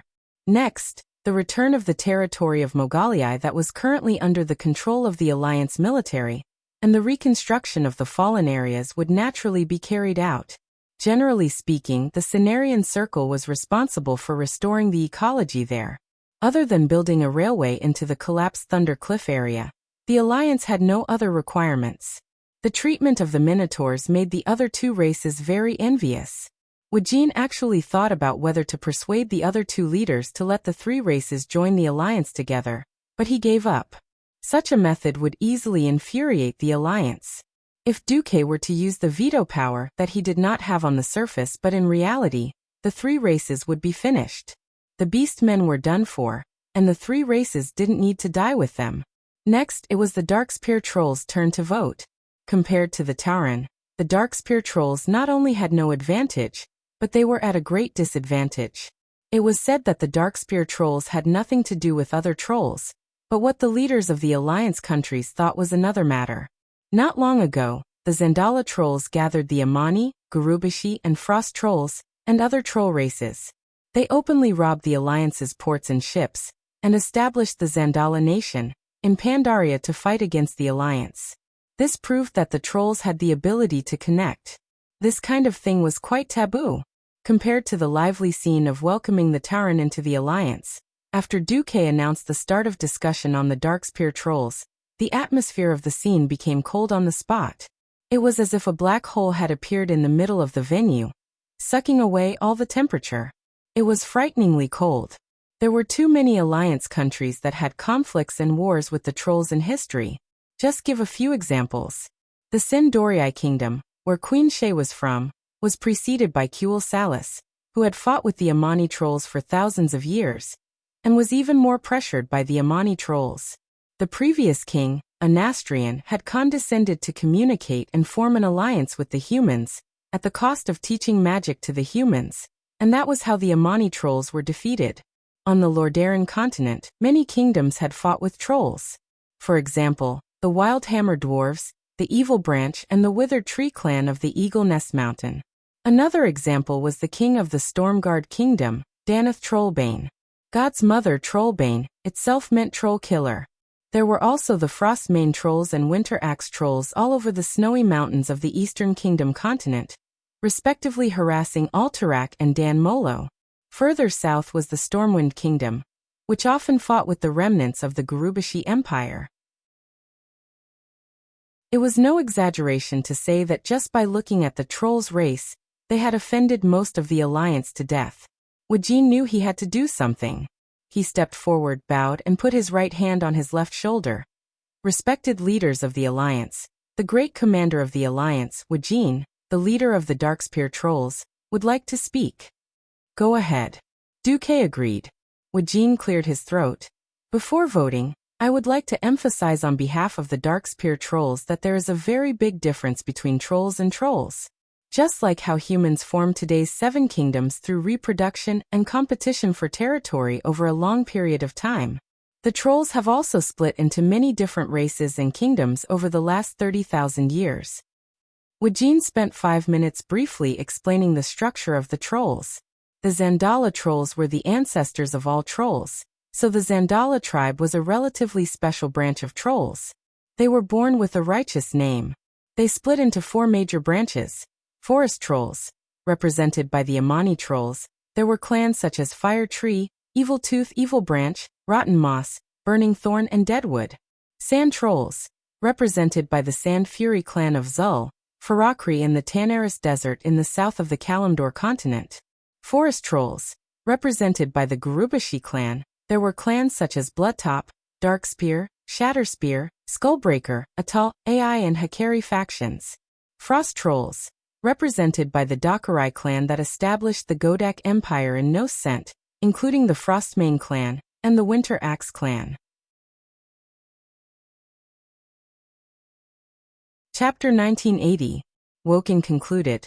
So the Darkspear Trolls are just the most insignificant branch clan of the Trolls. They have no righteous name, and have never established an empire. There have been no wars with the various countries of the Alliance, and there have been frequent wars between the Trolls in history. So I hope that the leaders can judge the Darkspear Trolls as an independent race. Woken's speech caused a whisper among the leaders of the Alliance. To be honest, Woken had no confidence in joining the Alliance. It wasn't that he didn't try. For example, he had previously sent something similar to a visitation card to Queen Sylvanas, hoping to see the Queen. Woken was very wise. He probably knew Queen Sylvanas's position in the Alliance. As one of Duque's harem, if Queen Sylvanas took the lead in opposing, then the Darkspear Trolls would have no chance of joining the Alliance. With a pillow talk, Duque had 1 vote, Queen Sylvanas had 1 vote, Kalia, Lucia, and Jaina each had 1 vote. The Darkspear Trolls didn't even need to look at the votes of other countries. Unfortunately, Queen Sylvanas did not accept his request for a meeting. This undoubtedly poured cold water on Woken. Woken was very nervous.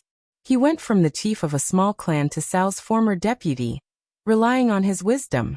Through that period of time as an advisor, his knowledge was constantly growing. In fact, from the moment the Darkspear Trolls withdrew from the tribe, he had been thinking about the future of his people. The conclusion was very discouraging, but he had to accept the reality. If he couldn't join the Alliance, the Darkspear Trolls would never have a chance to rise. His nervousness, his apprehension, all fell into Duque's eyes. But Duque was laughing his head off. On the surface, Duque was still that high and mighty demigod, the commander-in-chief of the Alliance who held great power. However, the fluctuations in his heart were all reflected in his elemental waves. At this moment, Duque, who seemed to be doing nothing, was laughing in the Magic Net Communication private chat group that only connected to his harem. Yo, Sylvanas, what if I told you that one of the futures I saw? After the tribe experienced the terrible Great Chief Braindead roar, Woken came to power, and became the Great Chief. Do you believe it? Yes. Queen Sylvie gnashed her teeth. Even if you tell me that another me will become the chief of the tribe in the future, I will believe you.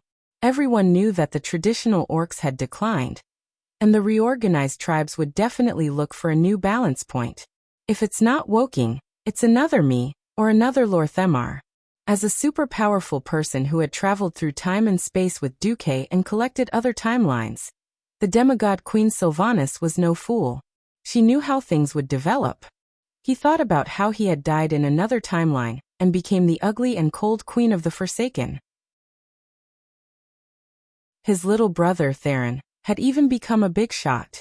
This feeling of nonsensical nonsense made Sylvanas feel extremely vexed. The girls next to them all giggled. That's why I won't let go of a talent like Wajin. Just him alone is worth taking down the entire Darkspear Troll. Then why are you still waiting for Woking? Kalia was a little puzzled. In the private chat group, Duque's 3D projection shook his head and said with a narcissistic look, since ancient times, deep love can't keep people, only tricks can move people's hearts. Queen Sylvanas was the first to react. Tyrant was a little annoyed. You bastard, you obviously tricked us like this. Jaina's illusory image waved her small fist. Although the private chat group was noisy, the voting scene was very ugly. Stormwind objects. No one expected that the first to jump out to object would be William. As someone who had fought against the jungle trolls for a long time, Stormwind did not have a good impression of the Darkspear Troll branch of the jungle trolls. Considering William's identity as the Alliance's deputy commander, this vote of objection made Woking's heart skip a beat. Stormguard objects. Iron Furnace Castle objects. Eagle Nest Mountain objects. Woking's head was dizzy with the noise of the objection votes. He was in despair on the spot. The elves, who had the deepest hatred for the trolls, had not yet voted, but the humans and dwarves had jumped out first. What hope was there? Helplessness and bitterness surged in his mouth. and Woking almost mechanically turned his head to look at Sylvanas. It was not that he had any hope for Queen Sylvanas, but he was waiting for Queen Sylvanas to pass the final judgment anyway. Who knew? The green eyes that were supposed to be filled with anger were a little thought-provoking. Queen Sylvanas spoke. Mr. Woking is right about one thing. The same origin does not mean that they are all evil. Just like how we cannot confuse the Eridar tribe who joined the Burning Legion with the Drenii tribe who believe in the Holy Light. Unfortunately, I do not know much about the Darkspear Troll, so the Sindorii Kingdom has voted to abstain. This was truly a case of finding a way out at the end of the tunnel, but a glimmer of hope at the end of the tunnel. Woking was originally in despair, but who knew that the Blood Elves, who were most likely to oppose the Darkspear Troll, would abstain? The Drenii tribe has decided to give the Darkspear Troll a chance. We vote in favor. Imriel cast the first vote in favor. Then Korea followed suit. There were a lot of tricks in the voting of the throne meeting. Not counting the connections beforehand. The voting was not necessarily fair. If it was really fair, it should be announced that after the voting, everyone would write the decision, seal it in an envelope, and then announce it together. Now, although the leaders represented the will of their own tribe or country, there was a hierarchy of votes. The leader who voted first had the greatest influence, and his decision would definitely affect the leaders behind him. Moreover, the influence of Duke's harem and Kale, that was too great. The few who had the right to vote deliberately delayed the voting, forming a virtual manipulation. When all the countries and races with the right to vote had finished voting, a spectacle was formed. The votes for and against were actually tied. It just so happened that according to the rules of the Alliance Throne meeting, in addition to each country and race with the right to vote, there was also a special existence with the right to vote, and one vote was equal to 2 votes. That was the Supreme Commander of the Alliance, Duke. It was really strange. Perhaps some of the Alliance leaders who voted against felt that something was wrong. In fact, after today, Duke would naturally change the rules to make the voting more fair and reasonable. But today, your grandpa Duke is the one who's in charge. Woking looked at Duke with anticipation and desire. Duke said, "Woking, is there anything else you want to add?" Woking lowered his head and said in a deep voice, "Please give the Darkspear Troll a chance to prove itself. As long as we can join the Alliance, the Darkspear Troll is willing to lower its status and join as a vassal race." Chapter 1981. The races and organizations in the Alliance were divided into 3 classes. The first class would definitely be the countries, races, and organizations that had the right to vote in the Throne Conference. Once any member was attacked by an enemy, it would be seen as a declaration of war against all members of the Alliance. The second category was the independent military, paramilitary organizations, and races that cooperated with the Alliance. They had the obligation to participate in defensive battles, but not offensive ones. They had the right to propose a limited number of motions at the Alliance Throne Conference each year, but they did not have the right to vote. The most famous of this level were the Cenarian Circle, the Silver Hand Knights, the Silver Dawn, and the newly promoted Naga tribe. The third tier was the vassal races. To put it bluntly, they were equivalent to a slave army. They could only follow the decisions of the Alliance Throne unconditionally. Currently, there were Murlocs, Encouraged Bugmen, and Bear Monsters at this level. Wujin was willing to lower himself to the 3rd level. This was for the future of his race. He didn't even care about his moral integrity. If the 3rd tier entered the Alliance, they would at least be on the same side. Perhaps they would be treated as cannon fodder, but at least there was hope.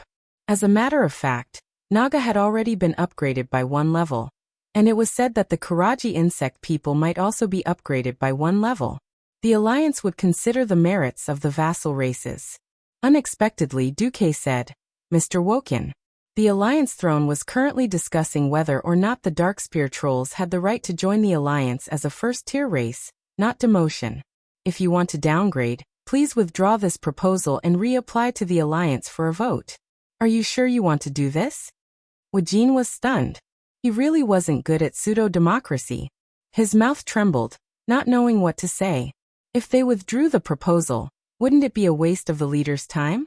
With a belly full of anger, It was possible that those who voted for it would change to vote against it the next time. Was there anyone who didn't want to work in the first rank and ran to the third rank to be a lackey? Staring at Duque for a long time, Eugene couldn't see anything. But when he thought of how Duque had allowed Sal to bring more than 100,000 orcs who had escaped to the west in order to fight against the Scourge army, Eugene understood. No. I believe in the foresight of the Alliance leaders, and I believe in Commander Marcus' judgment of the future even more. Downgrading was just to express the Darkspear Troll's strong desire to join the Alliance. The Darkspear Troll, and I believe in and accept all decisions made by the Alliance. Eugene bowed and lowered his head. In a certain private ManaNet communication group, it had long since exploded. Yo, the little troll is pretty smart. Is it really like what Duque said? Tricks move people's hearts? Duque, you're so bad. Duque pretended not to hear the complaints of his harem. From another angle, to be able to operate in the Alliance also proved that Duque's influence was unparalleled. Alright, I will announce my decision as the commander of the Alliance. In reality, this is also the decision of this throne meeting. The decision is agree. Duque finally revealed a smile. His body was lifted by the fire elements and floated down. He arrived in front of Eugene and extended his right hand. Welcome Darkspear Trolls to the Alliance. Thank you. Thank you so much. Eugene's hand was very big. He tried to control the strength and angle, and shook hands with Duque. As smart as Eugene was, of course, he thought that it was likely that Duque was operating. Knowing this, he still felt a burst of excitement. There was no need to be afraid anymore. The Alliance was a behemoth, and as an enemy, it was undoubtedly very terrifying. Once he entered the Alliance, it would be a different story. Perhaps he would be targeted in the future, but Eugene believed that as long as he and the Darkspear Trolls were truly loyal and went all out, the Alliance would not regard the Darkspear Trolls as cannon fodder. For some reason, Eugene had this premonition. The last Forgotten Ones were also quite controversial. After all, it was a debate between the living and the dead. Before, when the Trolls joined the Alliance, it was ultimately a battle between some races and kingdoms. The addition of the undead was a conflict between the Forgotten Ones and all the living. From the beginning, Delano was very smart not to target the first tier for the application. In the Alliance, especially in the human countries, the Alliance inheritance law was passed. The undead were not allowed to have most of the living's rights, such as inheritance of land and so on. Except for non-ancestral weapons and armor, the undead were not allowed to have them. The most obvious case was Alexandros Mograine. His son, Darian Mograine, continued to exist as an undead, but Old Mo directly announced that the family was extinct, and all the Mograine family's inheritance would be inherited by the adopted daughter, Sally Whitemane. Although the Forgotten Ones applied to join the Alliance as a cooperative organization, it still caused a great deal of controversy. In the end, Delano agreed to a series of terms in a humiliating way before he was allowed to join the Alliance. 1. The leader of the Forgotten Ones was changed to Darian Mograine. 2. The Forgotten Ones were strictly prohibited from obtaining new members by resurrecting the corpses in the graveyard of the Alliance member states. 3. All Alliance soldiers must write a notarized will and sign a life and death contract before going to the battlefield, and decide whether to agree to resurrect as an undead if they die in battle. If they choose to resurrect as an undead, they will lose all the rights of the living, such as the most basic right to visit their loved ones. The application of living relatives would be approved separately. After tossing and turning for a day, the proposal for the three races to join the Alliance was finally passed. The Horde was destroyed, but the war was not over. For the time being, the orcs all over the barren land in Duroder were still stubbornly resisting in the corners of various caves. The most crucial issue was that the problem of the other main race of the Horde, the Goblins, triggered a new war. The Goblins were extremely greedy. There was nothing that couldn't be solved with a bag of gold coins. If there was, then 2 bags. Duque and other Alliance leaders really underestimated the Goblins' obsession with wealth. After the Hot Sand conglomerate collected a huge amount of life-saving money from the Rustwater conglomerate's goblin prince Garavix, they actually announced to the Alliance that the Horde was destroyed. The Rustwater conglomerate had left the Horde, and Garevix was innocent. The Alliance had no right to ask the neutral hot sand conglomerate to hand over Garevix. In private, the hot sand conglomerate contacted the Alliance. "I can hand over Garevix, but please give me some money." Not much, just 10 years of taxes from the Alliance. Otherwise, the hot sand conglomerate would be exempted from taxes and inspections when doing business in the Alliance. There was a saying that you wouldn't die if you didn't court death. The goblins thought that the current Alliance was just an ordinary organization that had to give face to the goblins, who knew that the arrogance of the goblins angered the Alliance. The Throne Council voted that because the hot sand conglomerate harbored the war criminal Garevix and a large number of tribal members who fled to Gadgetzan in the Tanaris Desert, the Alliance announced that it would deny the hot sand conglomerate's self-proclaimed neutrality and declare war on the other two goblin consortiums, the Venture Capital Company and the hot sand conglomerate.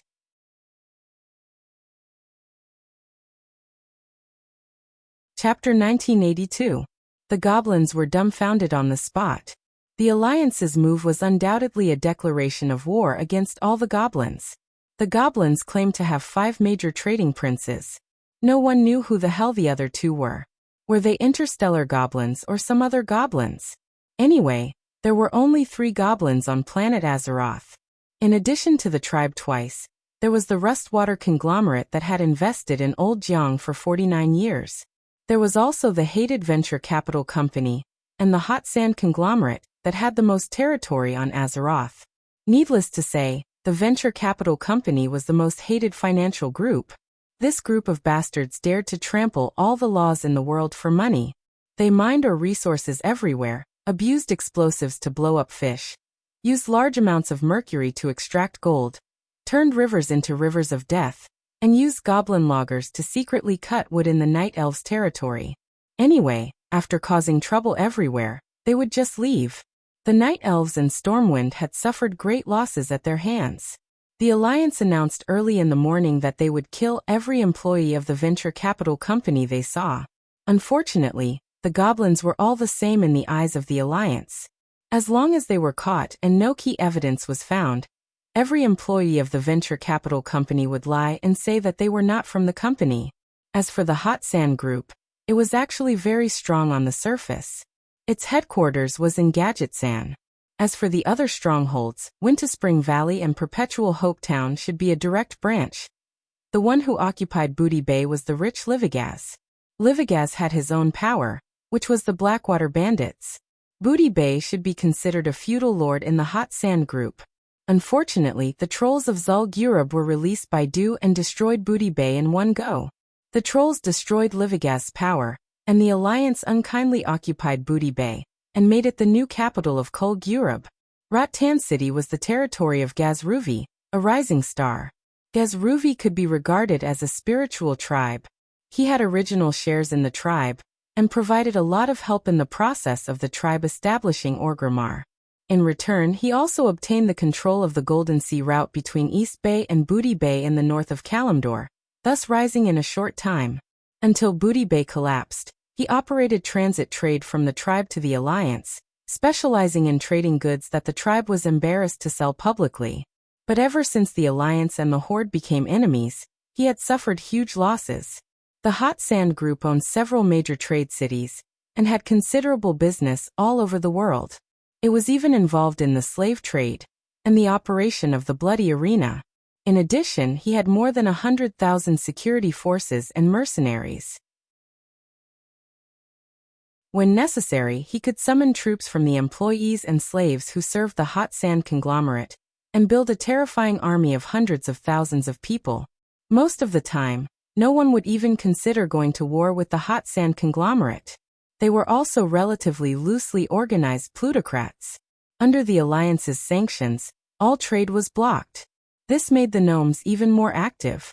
If the Horde wanted to steal the Alliance's technology or resources, they had to go through them. The tribe's reliance on the Hot Sand Goblins nurtured the arrogance of the Hot Sand Goblins. From a prince of trade to a second-tier trading magnate, and then to a trading tycoon, no one cared about the Alliance.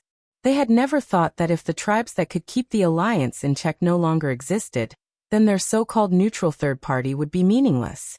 What's more, if someone else was beaten, it would be like mud falling from their pants. The goblins were great. There was no need to look. Their pants must be full of sh*t. Even slander would be saved. There was no family in the alliance that did not hate the goblins.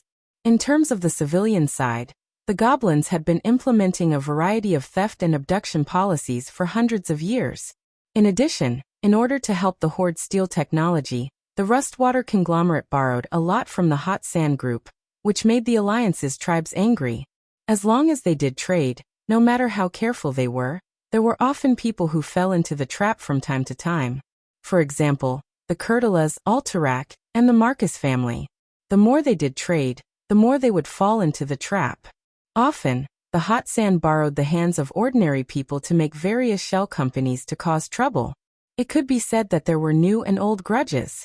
In the military, there was even more blood debt. They stole all kinds of technology, machines, and ships.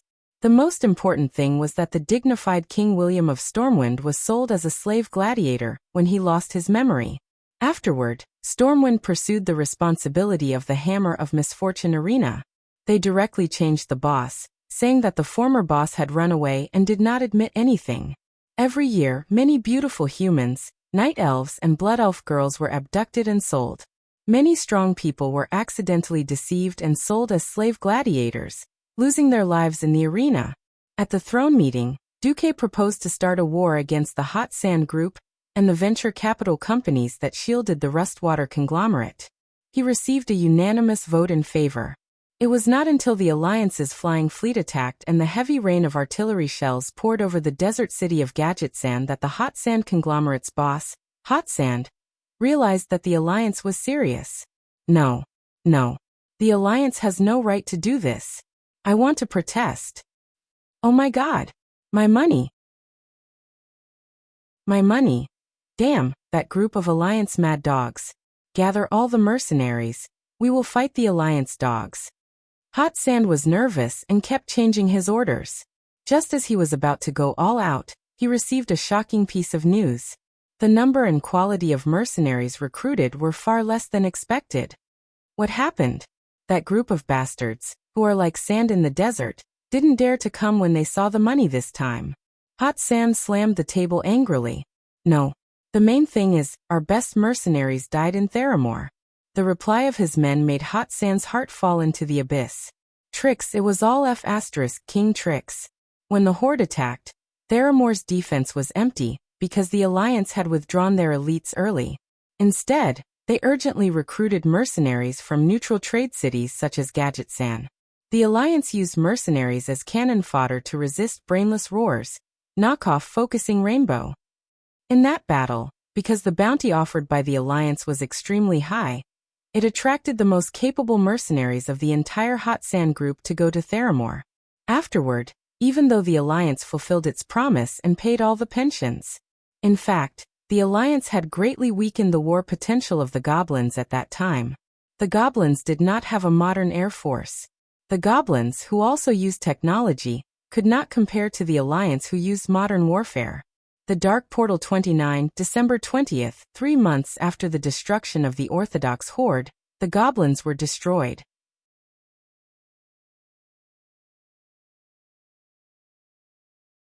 Chapter 1983. Hey, is someone trying to whitewash the Goblins? Come on. Saying that the Goblins were actually all saints, a race that performed glorious feats in order to save the people who were struggling in misery. Ugh. Alright, even Duque couldn't make it up anymore. As an organization that prided itself on justice, the Alliance was sincerely opposed to genocide. Every time a tribe was destroyed, there would be a group of people who were spiritually tribal, jumping out to complain, and most of them were clergymen. Perhaps this group of brainless people thought that Duque was too easy to talk to, and always forgot that Duque was a demigod. They thought that their boss was the Holy Light, the Naru, and that Duque and they couldn't even pee in the same pot. Since they couldn't even pee in the same pot, why would Duque care about them? With a direct order, these noisy people were forcibly recruited to the front line, and then in the mopping up battle, they were chopped by the remnants of the traditional tribes who couldn't even read, and could only speak the Orc language with axes. As for the goblins, no one really whitewashed them. Even the Holy Light Church wouldn't pity these bastards. It was said that the church would receive hundreds of reports every season, saying that the goblins themselves or sent people to steal money from the church's donation box using magnets. Those brainless people would tie magnets with ropes and suck the money up from the opening of the donation box. Duque thought back to the goblin player in the game, who was also like that. How the hell did he find out that he was sold as a slave right after coming out? And by his own boss, Galavix. So, the goblins that angered everyone in the world were wiped out just like that. The Alliance wiped out all the goblins that were under a meter tall and had 5 short limbs. Interestingly, after the Alliance announced the policy that as long as they brought the corresponding number of goblin heads, the goblin employees of other races would not be held accountable. The ones who killed the goblins the most were the employees who had been employed by the goblins. This really led to the collapse of the Hot Sand Conglomerate and the Venture Capital Corporation. In just 3 months, the evil, supposedly neutral, race of goblins was wiped out just like that. The speed was even faster than the speed of wiping out the remaining orcs. On the other hand, among the beastmen, there was actually an organized clan that had escaped. Thrall had married Agna during the Cataclysm. She was a shaman of the Frostwolf clan, and a traditional Mag-Han orc with healthy brown skin. Winsar was supposed to have died in the volcanic eruption of Orgrimmar. She led the Frostwolf clan hiding in Razor Swamp, taking advantage of the chaos when the Alliance was clearing out the Horde, through a long secret passage unknown to the Alliance, all the way into the Thousand Needles, and then turned into the dense forest area of Feralas. Perhaps Sal had already prepared an escape route, or was it Agna's judgment? It didn't matter anymore. Given that the Alliance had Oro's descendants, these powerful earth-boring bugs, Agna's Frostwolf tribe was like a grasshopper after autumn. They wouldn't be able to last long. If he caught Agna, he would know everything. Even so, the Throne Conference officially announced the end of the war, and set the following 1st of January as the Victory Day. This day happened to be the first day of the 30 years of the Dark Portal. It was ironic that the year when the Dark Portal opened, and the Alliance was established was the first year of the Dark Portal. That year, it was the day when the Horde invaded Azeroth and set off the flames of war throughout the Eastern Kingdom. 30 years later, Duque, who had a part in establishing the Alliance, personally ended all of this. With a start and an end, such a founder of the Alliance was more trustworthy. Woken met Duque in private at the Duke's mansion in Stormwind City. He didn't beat around the bush and asked directly, "I know that it will be quite embarrassing for me to ask the following questions in my current position. And it is likely to cause you displeasure, but I still want to." Before Woken could finish, he was interrupted by Duque. "About the orc captives?" "Yes." Woken was a little disappointed. Duque glanced at Woken. Really, Duque admired Woken's courage and the friendship between him and Thrall. Whether the trolls could stay in the Alliance or not was decided by Duque's words. If a member of the first group of members proposed an expulsion motion, then as long as 2/3 of the members voted in favor, they could be directly expelled from the Alliance. With the situation of the trolls, it was really easy to get them to leave. Even so, Woken took a huge risk and came to ask Duque. Sigh. Duque sighed. Even if the Horde was weaker than the Alliance, it was still a behemoth. Duque dug countless pits and assassinated the Horde countless times, but in the end, he succeeded in destroying the Horde. He could launch a massacre against the notorious goblins, but he couldn't publicly order the orcs not to be captured. All the alienated orcs who drank the Yashiji Blackheart water were killed. However, the efficiency of the Horde was simply terrible. The Kukuran guards were all sent out, but the work of feeding the elixir to the orc civilians was still too slow. In Duque's vision, of course, it would be best if all the orcs became alienated orcs, so that the Alliance would have an excuse to kill the orcs. But knowing that there was a threat like Yashiji, the Alliance didn't have much reason to delay. The result was that the Alliance successfully destroyed the Orthodox Horde and bombed Orgrimmar to the point where it could never be rebuilt.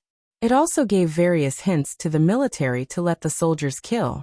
Even so, the Alliance still captured nearly 200,000 orcs, most of whom were women and children. When they were captured, These women and children were being forced by the Kukuran guards to Orgrimmar to drink Yashiji Blackheart water. It could be foreseen that as the war continued, this number would get higher and higher. The order to kill women and children could be used on the goblins, but not on the orcs. After all, the orcs had cooperated with the Alliance in many wars, such as in the Silithus Desert, when they fought with the Alliance against the Kuraj bug people who belonged to Thun at the time. Although the orcs were abominable, they were often devils, but they also had an angel side. It was this state of conflict that made the leaders of the Alliance worried. The Alliance is the Alliance. The Alliance will never kill prisoners of war.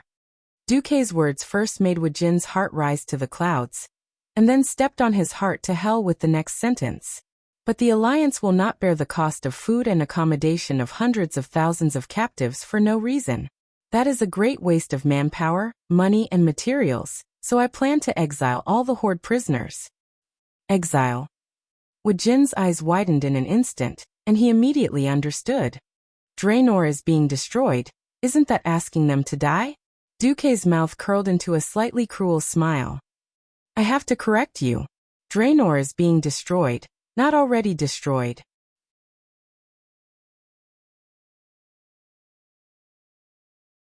Chapter 1984.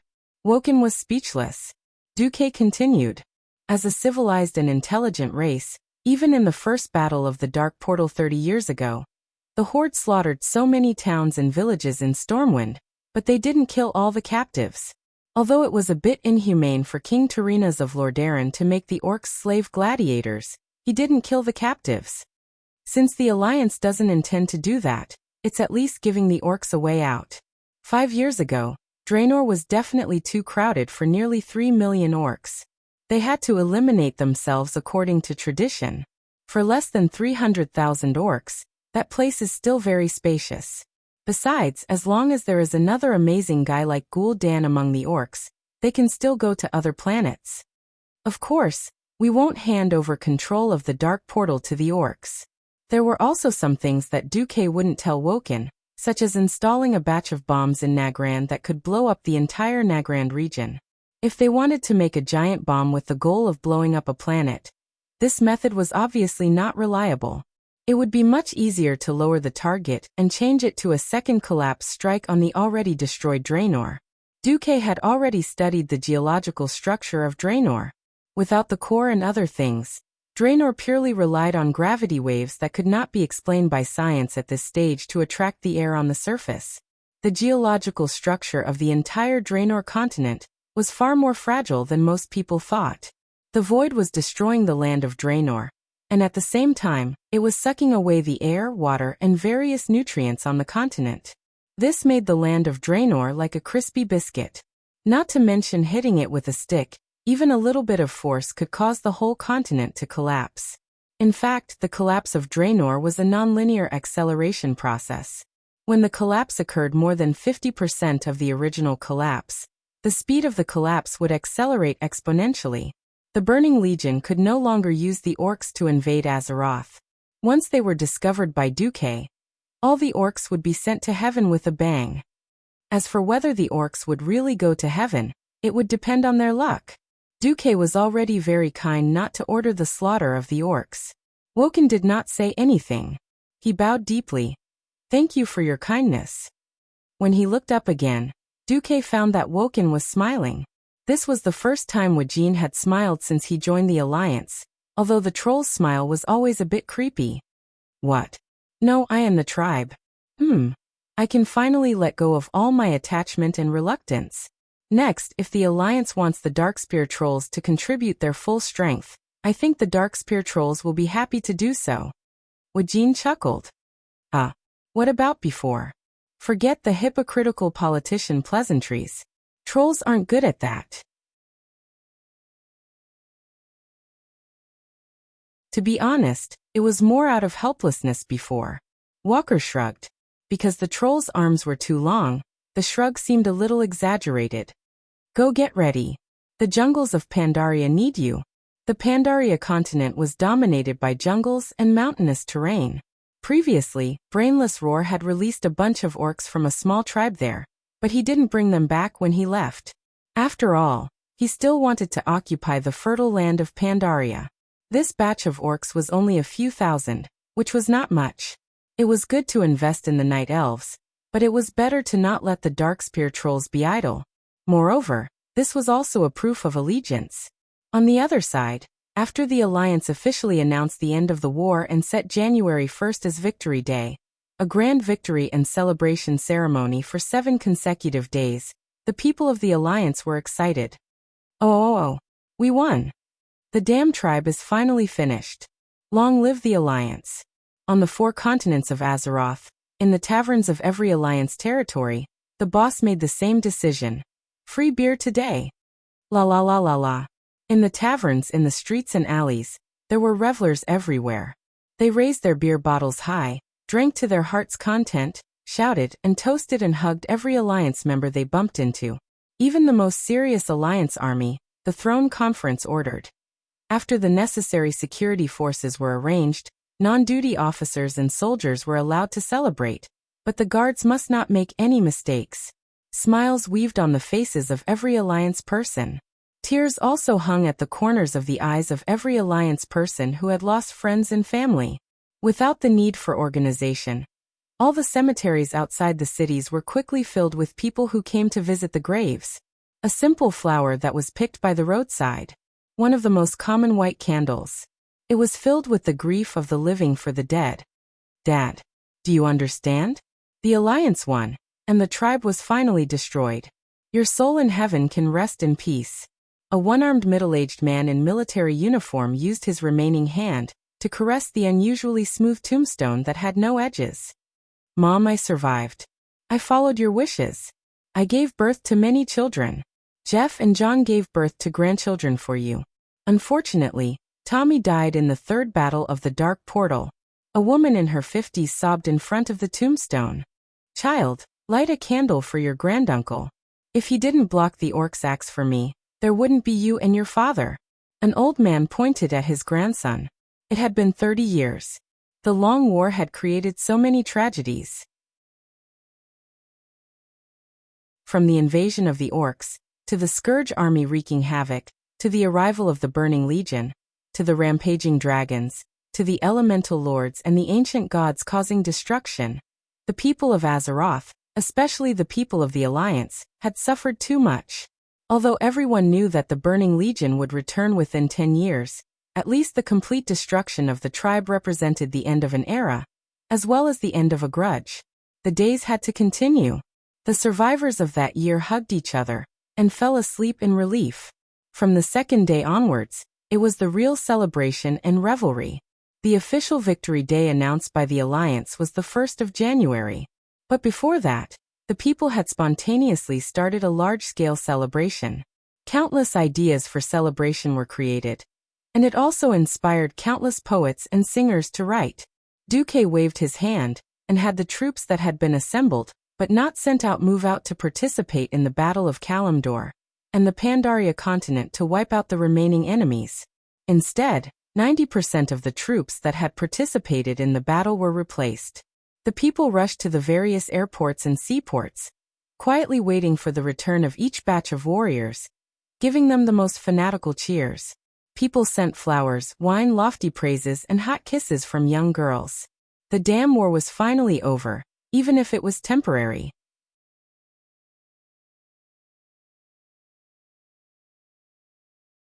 Chapter 1985.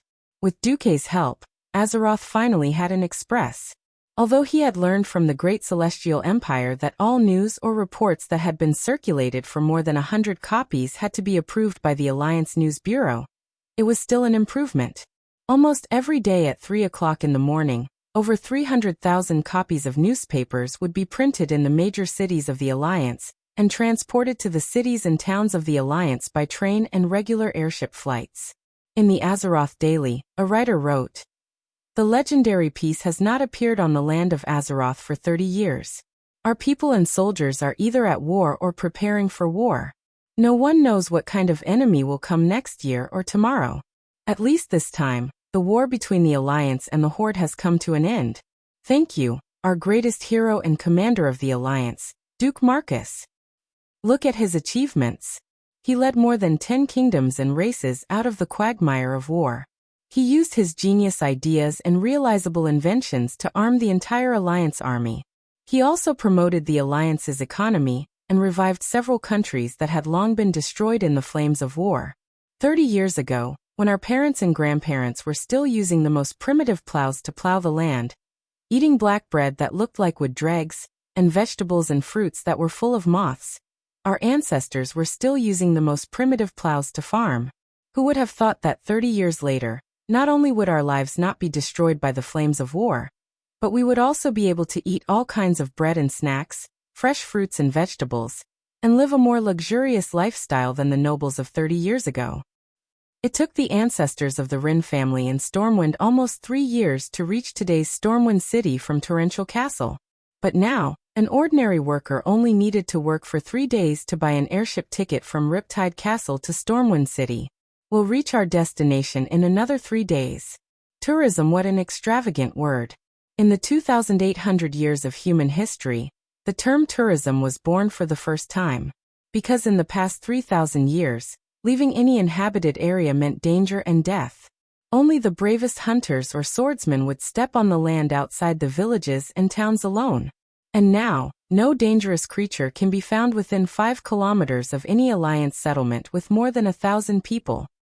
The Alliance isn't born noble and destined to be great. In the first 15 years of the Alliance was purely a military organization that fought wars against foreign enemies and political games against internal enemies. It was only after Duke Marcus came to power that the Alliance was built into a pan-racial military, economic, and political organization. That's why the Allied nations today encompass the 4 continents of Azeroth. Praise the Alliance. Praise Duke Marcus. At least before our great leader retires from the mortal world, there is no need to worry about the collapse of the world. Just as Sir Marcus said, the Burning Legion is destined to make a comeback. That's not important. We believe that under the leadership of our leader, even the powerful Burning Legion will one day become the most magnificent chapter in the history of the Alliance. Let's celebrate our victory. At the same time, get ready for a new challenge. Jaina finished reading the newspaper and threw it aside. Yo Duque, the newspaper is praising you so much. Yes, praise me more. Duque shamelessly replied while hugging Tyrants, but in madly attacking with Duque's divine sword. After the war, Duque's harem became idle, and Duque also got busy. After defeating Tyrant, he entered a short period of time as a sage, and Duque spoke. Sigh, you women are so strange. You're clearly immortal, forever 18 years old. Why do you have to make a child? Duke had only said one sentence when he was attacked by the harem and spat on. This is the inheritance of life. A woman without a child is not a complete woman. Even the businesswoman Jaina cupped her face. Sigh, seeing that everyone has a child, I suddenly want one too. Yes, perhaps this is the so-called herd effect. Everyone does it, and I want to do it too. Alicia nodded in agreement. Ugh, I've seen so many dead people during the Qingming festival, but I've never wanted to die. Duque complained. What are you pretending for?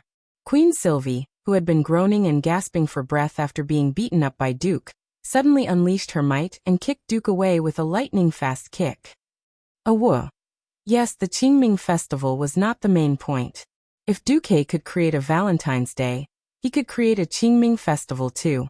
The main point was that this might be the last peaceful period. No one could say for sure if they could withstand the Burning Legion's attack. If it was a one-sided battle, it would be better if they did not die.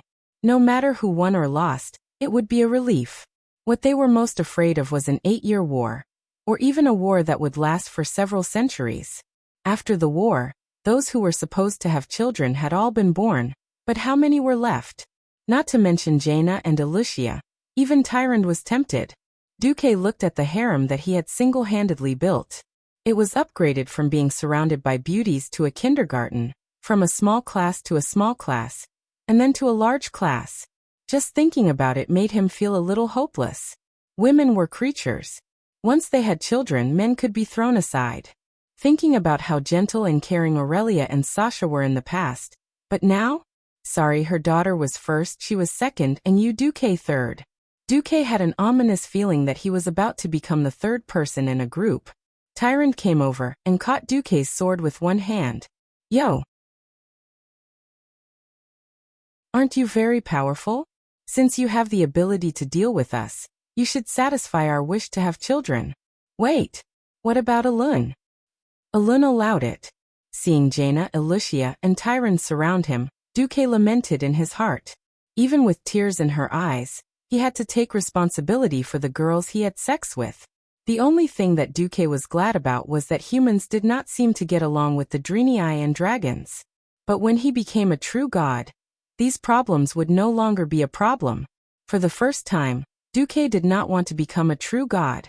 It was finally the 1st of January in the 30th year of the Dark Portal. The Alliance celebrated the annihilation of the Horde and held a grand victory ceremony in New Lordaeron City. At the same time, they commemorated the 30th anniversary of the opening of the Dark Portal and the 30th anniversary of the Alliance. Strictly speaking, the Alliance was not even 30 years old. After all, the Alliance was only formed at the end of the first year of the Dark Portal. But who would care about such a happy day?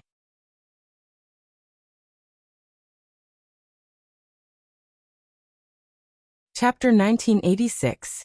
Lordaeron in this life was not destroyed by the orcs like in history, but it did not escape Arthas's attack either. History had changed too much. Queen Cia did not become an immortal, and Anastrian did not defend Lordaeron. As a result, Lordaeron did not change its name to Undercity. Queen Kalia had been on the throne for 15 years.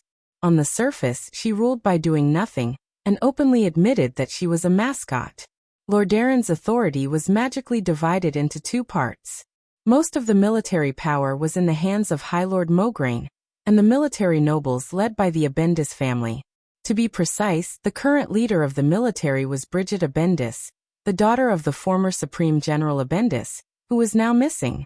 However, perhaps it was because King Tyrrhenus had controlled the Silver Hand, so the Silver Hand Knights under Kalia's instructions became a strange existence. It was fully funded by Lordaeron, but had autonomy. It could recruit people independently from the Lordaeron military. And it was a strange existence that fought independently. The most interesting thing was that the economy of the entire Lordaeron was strictly controlled by Elusia. Queen Alterac held the position of Lordaeron's deputy finance minister, which was the only one in the world. This was Duque's economic circle. But no one could say that Elusia was not one of them. Under Elusia single-handedly, in just 15 years Lordaeron, which was originally very strong, became terrifyingly rich.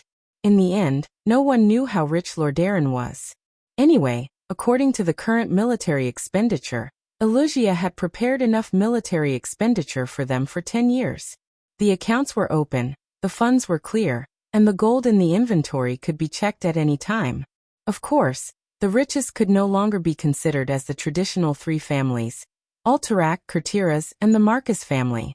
The richest organization was now the Alliance. Every 4 years, or when new members joined, the Alliance would review the military expenditure, the number of troops, and the distribution of armaments. In principle, the stronger countries were obliged to contribute more money, manpower, and resources. This was an obligation. The opposite of an obligation was also a right. For example, when conquering a new territory, the stronger countries that fulfilled their obligations had the right to get better land and gain more spoils of war.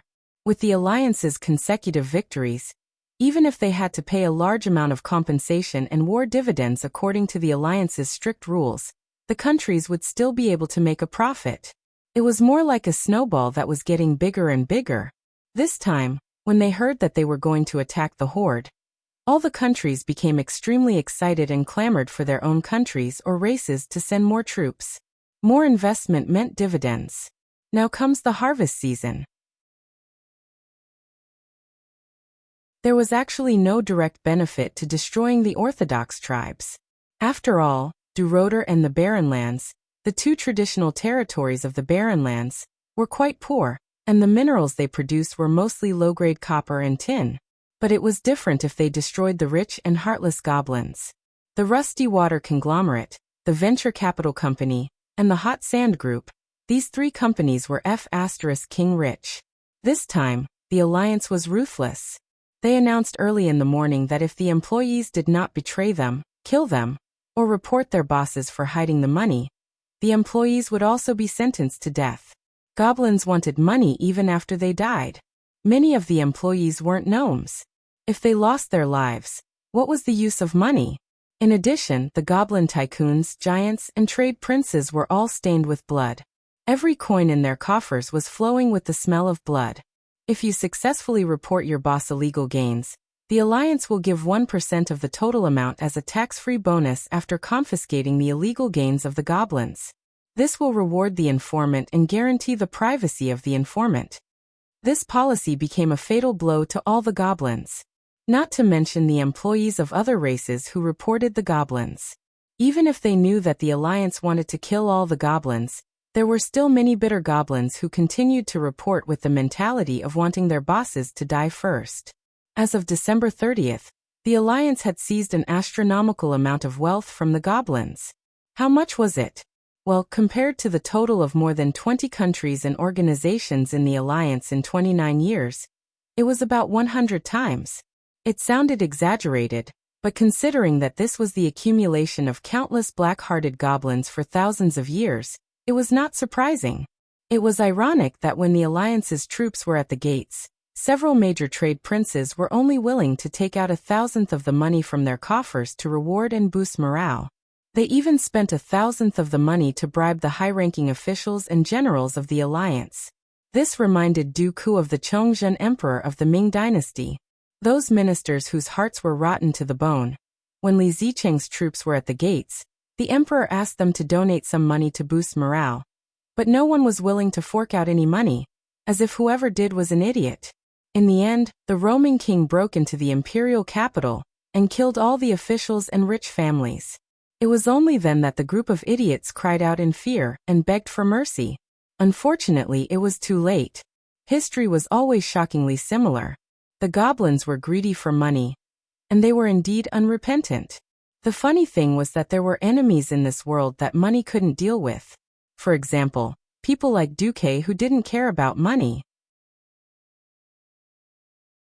To be precise, Duque only cared about the lives of the goblin trade princes and all their money. No matter how stubborn the goblins were, they couldn't withstand the soul torture of the Eridar Gemini. In just a few moments, they even poured out the goblin girls that they had peeped on bathing when they were young. This huge sum of money caused a huge commotion among the higher-ups of the alliance. Not to mention the other leaders, even a boorish man like William was excited. Duque stopped them. That's right. According to the laws of the alliance, this huge sum of money is undoubtedly the spoils of war. However, before we proceed to the throne conference to vote on whether or not to divide this sum of money, I have something to say. That is, money is only meaningful when one is still alive, and when one's descendants still have a future. If the Azeroth is destroyed, then no matter how many gold coins there are, they will just be scrap metal. The Burning Legion is destined to come again. At the earliest, it will be 5 years, and at the latest, it will be no more than 10 years. I've said this a long time ago. If you doubt my words, you can choose to leave the Alliance and live a comfortable life in your little kingdom. Then, you can quietly wait for the arrival of the apocalypse. However, when that time comes, there won't be any salvation, and there won't be any army from the Alliance to save you and your people. Not to mention that the Alliance won't have any extra troops at that time. Even if they do, they will just quietly watch you die. At this point, Duque's tone was already very heavy. The next time the Burning Legion comes, there won't be tens of thousands of evil demons arriving on this land, but hundreds of thousands. Even if the planet Azeroth's protective spell formation is still effective, considering the weakening of the dragon aspect, the worst-case scenario is that the Legion can easily send an army of over 10 million evil demons.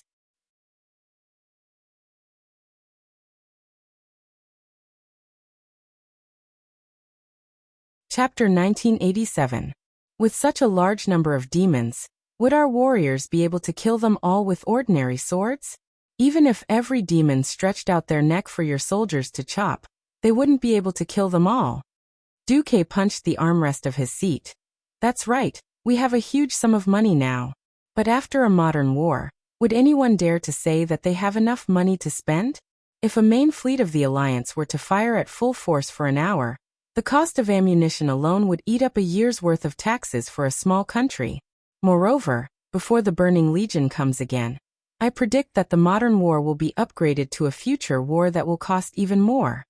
When Duque said this, the old wolf King Xian, Danath Trollbane, and the other kings of the small countries all felt their faces burn slightly. This amount of wealth was too exaggerated. Even the real rich countries like Alterac were envious.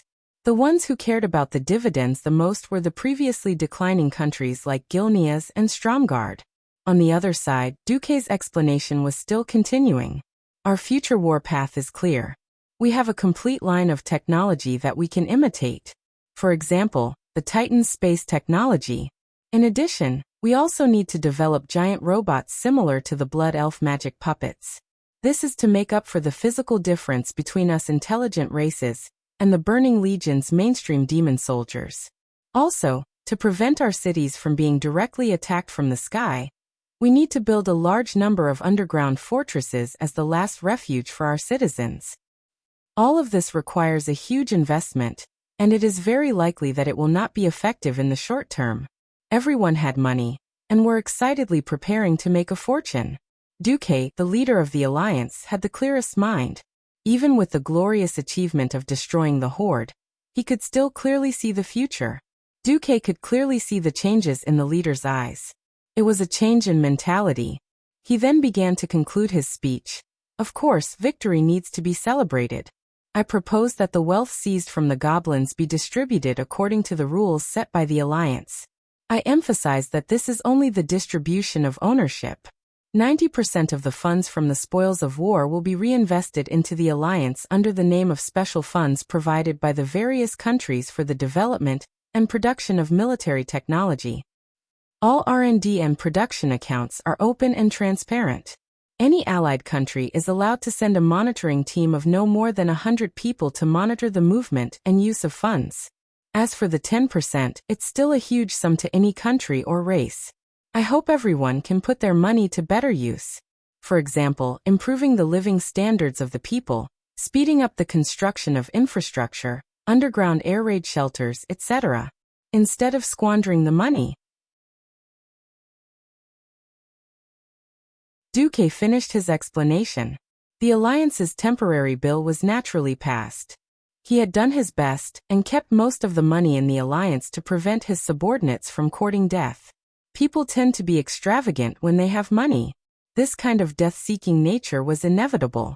Even though they knew that the Burning Legion would come in the future, knowing that their boss was rich, all sorts of requests to spend money still flew to the hands of the various kings like snowflakes. All of them were pompous and dignified, celebrating a great victory. What kind of request to build a statue to commemorate the great king? All sorts of excuses. It was like a woman saying she didn't want anything when she was dating, but when it came to marriage, she immediately said, once in a lifetime, wanted wedding photos, wanted a kilogram, oh, a carat diamond ring. Anyway, the mascot Queen Kalia didn't understand. Once she was happy, it was equivalent to half a year's worth of national taxes being allocated. Alugia could not suppress it at all, and only managed to cut down 70% of it. In the end, beep beep beep, the loud sound of trumpets rang throughout the city. Starting from 10 kilometers outside Rotterdam, there was a trumpeter every 20 meters. There were humans, Drenii, dwarves, gnomes, high elves, Tauren and trolls. Damn, it felt like the Rotterdam had invited all the trumpeters in the Alliance, and even trained the Tauren and trolls. This was just the appetizer. Starting from the military camp where the ceremony was held, the entire road was paved with marble. That's right, in just 10 days, the Rotterdam had airlifted over 10,000 tons of marble tiles from Alterac's warehouse. In order to deal with the crushing of tanks during the Triumph ceremony, it was standard practice to attach rubber accessories to the tank tracks. The Rotterdam even used a large number of mages to solidify the ground with earth magic. More than 100,000 Rotterdam people worked for free, working 3 shifts to lay the ground. Within 10 days, they laid out a beautiful white jade-like Triumph Avenue. On both sides of the avenue, There were more than 20 gorgeous mage towers. By the way, none of these mage towers were originally here. The people of Rotterdam used the most powerful flying transport ships to hoist the 7-story mage towers that were strengthened with magic. Damn it, Duque had just suggested that the electricity from the power plant should be used for high-voltage transmission, and that they could use the flying transport ships to hoist the electricity towers. The Rotterdam people had a wild imagination and made mage towers. It was to use the mage towers to provide elemental fireworks throughout the triumph ceremony. When it came to luxury, Duque was convinced. Countless girls from the Rotterdam kingdom were standing on a high platform made of prefabricated steel frames, scattering fresh petals to the passing soldiers.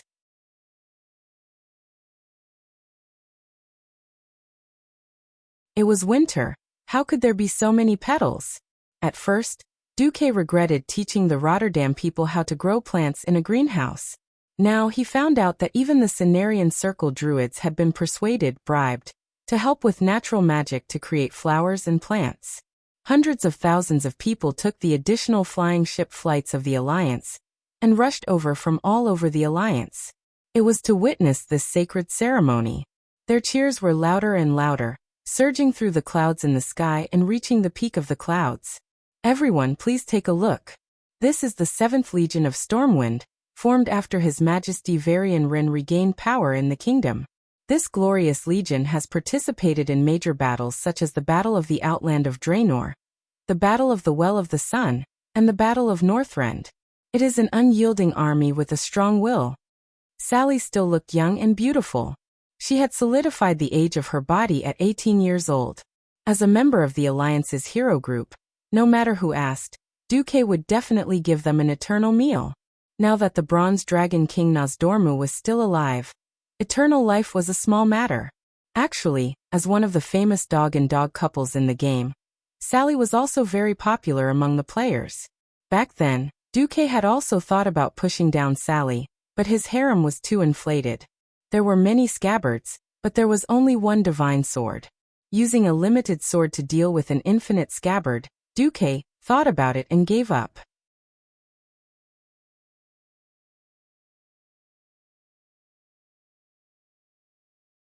Chapter 1988. Next up is the trump card of Lordaeron, the Scarlet Cross Army. Sally's voice became more impassioned, and one could hear the pride in her voice. Ever since the second battle at the Dark Portal, I've never seen anything like it. The Scarlet Cross Army has been fighting on the front lines against evil. Its glorious history can be traced back to the establishment of the Mograine territory 300 years ago. Cheers, screams, noises, and the voices of girls professing their love reverberated in the sky above Lordaeron for a long time. Duque sat at the head of the table. On his right was William, who was also the deputy commander, and on his left was the demigod Queen Sylvanas. If one were to expand further, it would be his extremely exaggerated harem. It wasn't Duque's intention. After all, his wives happened to be the leaders of the strongest countries or races in the Alliance. My wives are all queens. This joke had been used many times by the middle and lower classes of the Alliance.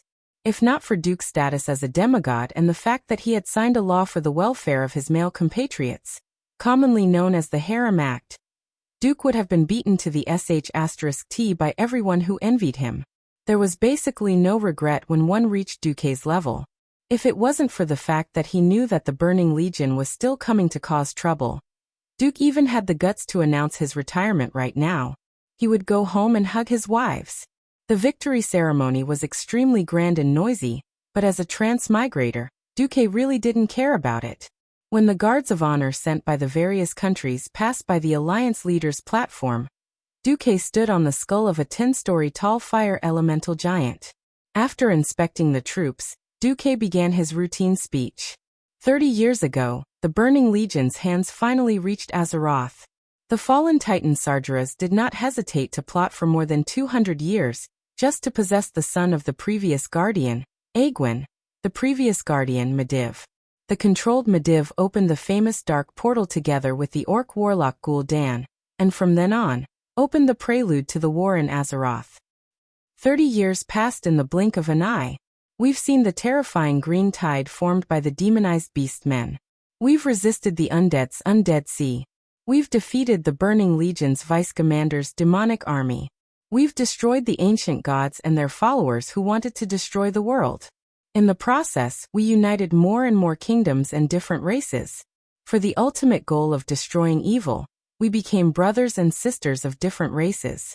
Here, I, Duke Marcus, am pleased to announce in my capacity as the commander of the Alliance that after 30 years, we are still standing tall in this world, standing at the peak of all races. Duke's speech was transmitted to the ears of the people of the Alliance through countless magic loudspeakers and tens of thousands of magic mirrors. It was branded on their retinas. Oh. Countless fists were raised high into the sky.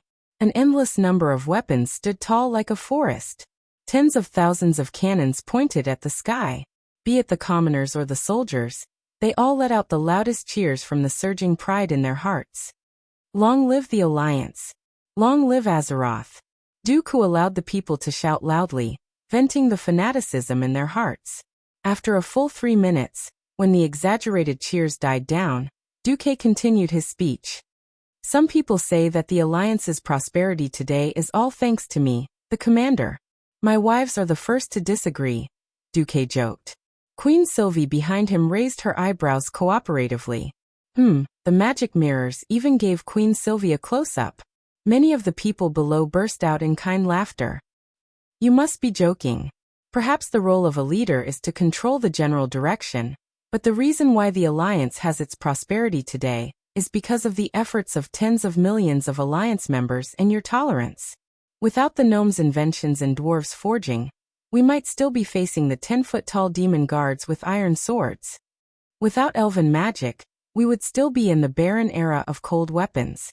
Without the Dreenei's holy light and holy water, we would still be fighting against evil with the most effective weapons.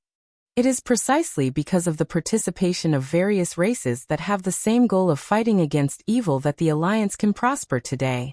So, as long as they are not the minions of the Burning Legion, not the servants of the ancient gods, not driven by the evil gods, as long as an intelligent race requests to join the Alliance, we will give a friendly welcome.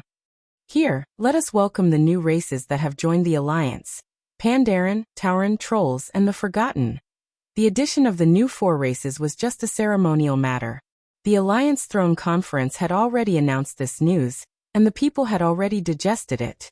To be honest, when the Dreenei, who looked the strangest, were accepted by the people of the Alliance, there were no races that could not be accepted. Of course, the most popular was the Pandaren. The Pandaren was a national treasure. No matter which world it was, as long as they stood there doing nothing, just their cute appearance could capture the hearts of countless people. The Pandaren were very funny. Although everyone knew that the leader was Xiaohao, they couldn't just pull out a ghost to represent them, right? Zhu Mistletoe insisted that he was the leader of a secret organization and was not suitable to appear in public. As a result, it was announced that the leader of the Pandaren was Chen Stormlicker. Old Chen was very annoyed, but this was personally appointed by Emperor Xiaohao. The Pandaren valued the teachings of their ancestors the most, so he had to be the leader. In the end, he became the leader, and his niece Lily became even more popular. The excited screams of the people could be heard everywhere, such as, "So cute! Can I hug you?" The people of the Alliance welcomed the Pandaren from the bottom of their hearts. As a race that the Alliance actively invited, the Pandaren naturally received the loudest cheers.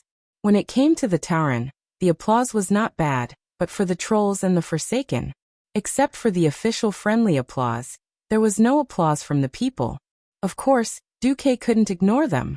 He publicly supported Darien and Darien, who had been promoted to the leader of the Forsaken. Yes, perhaps the Alliance once had a war with the Trolls and the Forsaken, but that's in the past. Even if you used to be hostile, as long as you are wholeheartedly integrated into the Alliance, the people of the Alliance will see your efforts and recognize you. Also, the Alliance is open. It is a righteous organization that fights against evil. We welcome all intelligent races that are willing to give their all to fight against evil to join us. Duque said this to clear the name of the Alliance. After all, he had been a little happy recently. Who knew that something would happen when he was showing off? A voice suddenly burst out from the crowd. I, Sal, the chief of the Orc Frostwolf clan, apply to join the alliance on behalf of the clan. Ha! At this moment, Duque's expression was very interesting.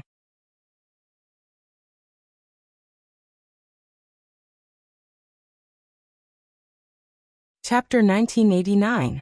Sal was a great figure that couldn't be avoided when the tribe was mentioned. Perhaps the elders of the old tribe owed the people of Azeroth a debt of blood, but ultimately, it had nothing to do with Sal. It wasn't even a debt of the sun. After all, the Frostwolf clan that Sal's father, Durotan, brought had been expelled by the old tribe controlled by Gul'dan after they came to Azeroth. After Durotan and his wife were killed, the Frostwolf clan hid in the mountains of Alterac and played hide-and-seek after the Dark Portal 1 and 2. They were considered to be completely neutral. In terms of the relationship between the Alliance and the tribe, Sal didn't start a war with the Alliance when he was the chief in this life. He didn't start a war with the Alliance even once when he was in power. Perhaps it was because the Alliance led by Duke was too domineering. In any case, there had never been a single war in history, big or small, with different degrees of friction and regular wars. It was because he acted as the Dove faction in the tribe that caused the dissatisfaction of the traditionalists and radicals, which forced Sal to step down if he didn't start a massacre. Strictly speaking, if Sal hadn't been soft-hearted and failed to abandon nearly 3 million traditionalist beastmen in Draenor, or ruthlessly suppressed the traditionalists, the tribe wouldn't have fallen into chaos. As long as the tribe wasn't in chaos, it was like a rope. No one would die if they touched it. At least, the Alliance couldn't do anything. Not only did they not have a righteous cause, they also had to face complete resistance. The traditionalist beastmen didn't have the blockhouses of the Frostwolf and Warsong clans. They were all masters of guerrilla warfare and tunnel warfare. Of course, the Alliance could use the Kirakis and Oro's children to eliminate them, but they had to find the beastmen first. The Alliance didn't have good tools to investigate underground. Sound waves and elemental detectors weren't useful in the barren lands full of caves. How big was the Wailing Cave in the barren lands in the real world? It was more than 20 kilometers long and 5 kilometers wide. There were thousands of winding paths and caves inside. It would be no problem to squeeze 100,000 troops in. Not every place had a landscape like the Wailing Cave. Even if there weren't large caves, there were still many small caves. This was the biggest headache for the Alliance now. The Orthodox tribe had been wiped out, but the Frostwolf tribe, one of the 3 main warring tribes, was nowhere to be found. Previously, Duque couldn't understand it, but now, all his questions seemed to have been answered. Following the sound, the tens of thousands of people in the venue saw a minotaur transforming. It was a perfect illusion. No one knew who had made it for Thrall. Anyway, the luster on the body of a huge Tauren was changing colors and transforming. It was as magical as the ultimate transformation spell. A Tauren turned into a bare-chested former chief, Thrall, wearing only a pair of leather pants, a pair of leather boots, and nothing in his hands. Beside Thrall was an old acquaintance, the legendary assassin, the female orc Garona. No wonder. Duque sighed softly. The history of the world of Azeroth overlapped with each other. This wasn't the first time Duque had experienced this. Garona's appearance perfectly explained why Sar, who should have died in Orgrimmar's volcanic eruption, was here. If it was Garona, who had stabbed King Lang to death in the original history, then it wouldn't be surprising. What made Duque even more depressed was that Sar had perfectly defeated him. In the face of the Alliance's guards who rushed over, looking at the guards who had drawn their swords and the paladins who were glowing with holy golden light, Sar and Garona both spread their hands to show that they had no weapons and were not hostile. The words that Sar had just shouted in the common language had pushed the entire Alliance Throne Conference to the forefront. Of course, Duque could announce that Sar had been killed on the spot, but doing so would undoubtedly be slapping his own face. The Alliance had always regarded itself as a righteous organization that fought against evil. It was this thorough and unswerving policy, coupled with the corresponding strength that allowed them to get in touch with the Sleeping Dragon Temple and the Guardians, forming a further alliance. Genocide was not a simple matter.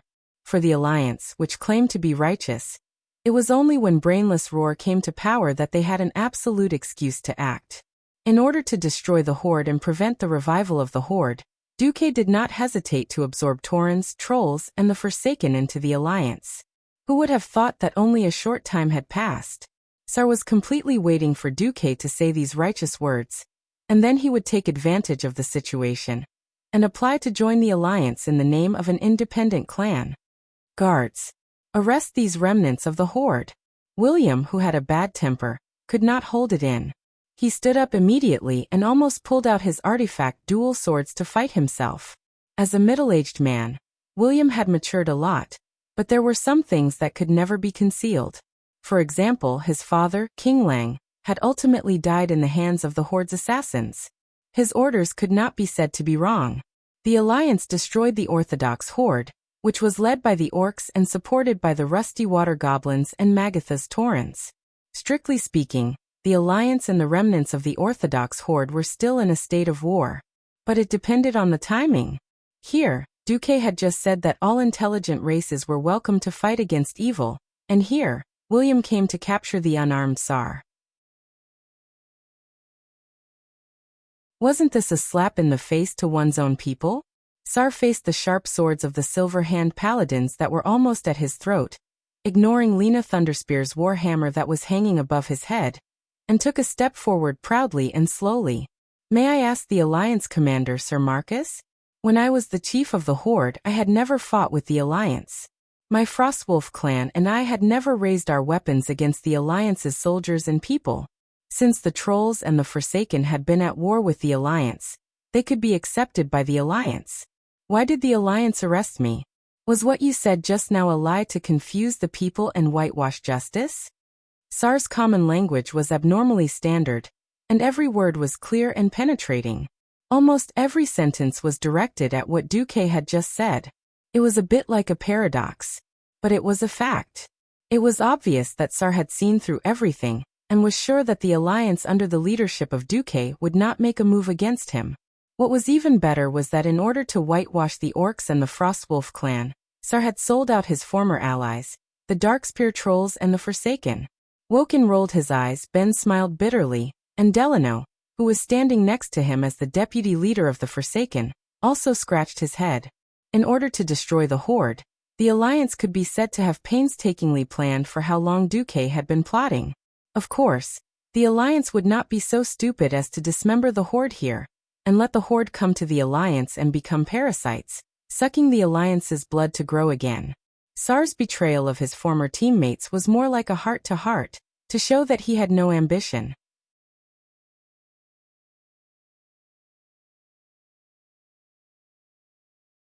Chapter 1990. So many leaders of the Alliance wanted to wipe out the Beastmen even in their dreams. Now Thrall actually jumped out and said that he wanted the Frostwolves to join the Alliance. This situation was extremely delicate and awkward. Even if Thrall took a step back and allowed the Frostwolves to join the Alliance, would the Frostwolves have a good time? William was about to explode with rage. Duque was still the experienced one. He pressed one hand on William's shoulder. Deputy Commander William's orders are not wrong.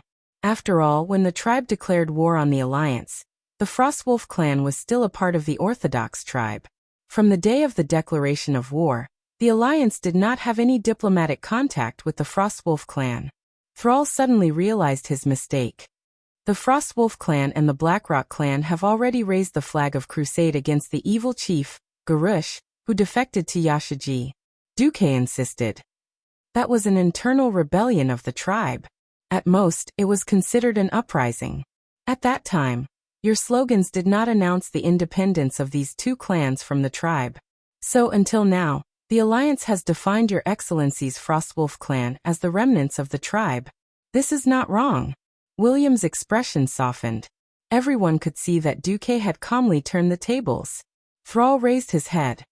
Then, may I ask, Your Excellency, are you going to arrest us as the remnants of the tribe? Just as Duque was about to speak, a certain dragon king with the appearance of a night elf laughed in the VIP seats. Nozdormu sent a message to Duque using a special telepathic message. Yo Duque, my duty has already ended. Even after the cataclysm, The future that I saw for a long time became blank. I originally thought that it was because this world was writing a new history. But do you know? Know what? Duke replied snappily through his telepathy. I just saw an image from another timeline. That was the direction of another history. Very interesting. Garush Hellscream was not killed. With the help of one of my traders, he went to another timeline and created the Iron Tribe, in an attempt to counterattack the main timeline. Then he was destroyed by the Alliance and the tribe in this world. More than 10 years passed on the other side. Durotan didn't die, but he didn't give birth to a son. Instead, he gave birth to a daughter named Gaiara. Duque snorted. What the hell? Sao had actually turned into a woman. Turned into a female orc? And there's no little hook? Would such a ridiculous thing really happen? Nozdorma's laughter could be heard. We can't be sure about other timelines. Perhaps the future would change again. Who knows? The future represented limitless possibilities. You're a demigod of the weave, the strongest hero of Azeroth. Why would you be afraid of a little orc hero without any power? Yes, I, Duque, am not afraid of him. Could it be that Sal could flip over the five-finger mountain of the Buddha? Once he entered the Alliance, he would be as deep as the ocean. Once he entered, Sal could forget about causing trouble. On the surface, Duque looked very pretentious and fair. Remnants of the tribe? If you choose to fight to the end, then my answer is yes. The Alliance wasn't afraid of war or guerrilla warfare. Of course, if the Frostwolf clan chooses to join the Alliance, then I will announce in the name of the Alliance commander that the Throne Conference will review and vote on the Frostwolf clan's application. Duque turned his head. Men, invite the two distinguished guests of the Frostwolf clan to the state guest house in Lordaeron. Treat them like the leader of a clan. With Duque's words, the guards could only put away their weapons. Lena Thunderspear made an inviting gesture. Sal sighed secretly. He was forcing Duque, but he was actually afraid.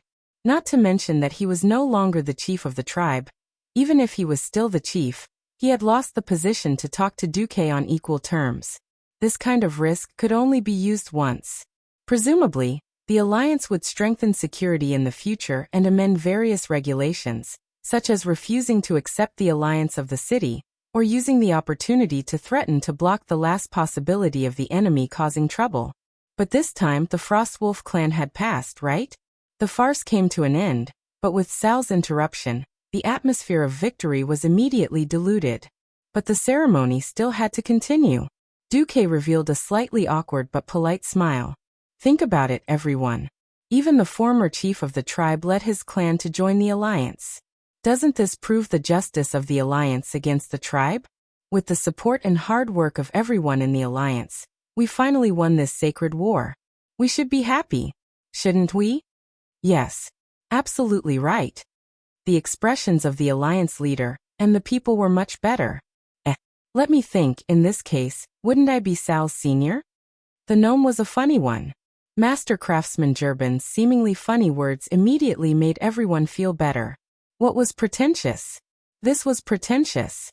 In the past, the chief of the tribe had not been a slave of the conquered.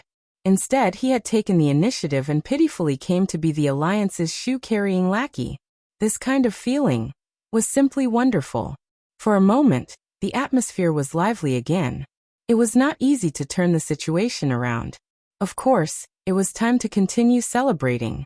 Duque waved his hand, and Vashj, who had appeared in the form of a Naga, came over. Back then, the Storm Nagas joined the Alliance as a third-tier vassal race. Now, I am honored to announce that the Storm Nagas have been promoted to the second tier. There were many Naga clans, but the Nagas were considered one of the elders of the Alliance. After all, the earliest Rage-Scale Naga had joined Duque before the war. Ordinary people could not tell the difference between the Rage-Scale Nagas and the Storm Nagas. Anyway, they were all under Vashj's control now. The promotion of the Storm Naga, who had once been under Illidan's command, was even more meaningful. The triumphant ceremony finally came to an end amidst the cheers and laughter. This day was destined to belong to the Alliance. The tribe had become a thing of the past. The Alliance's reception after the banquet was also a good time for discussion. In a secret room that was specially used for discussion, the main leaders of the alliance gathered together. William was the first to speak. He was still a little unwilling. Are we going to let the orcs off just like that? Muradin was the most experienced. He patted William's shoulder. Without the tribe, the orcs will no longer be a problem. You are not just a king now. Jaina gently turned the cup of black tea in her hand. How many people can a Frostwolf clan have? Less than 50,000. Moreover, we cannot give the Frostwolves the first-tier status. In the future, we will use war to control the population of the Frostwolves.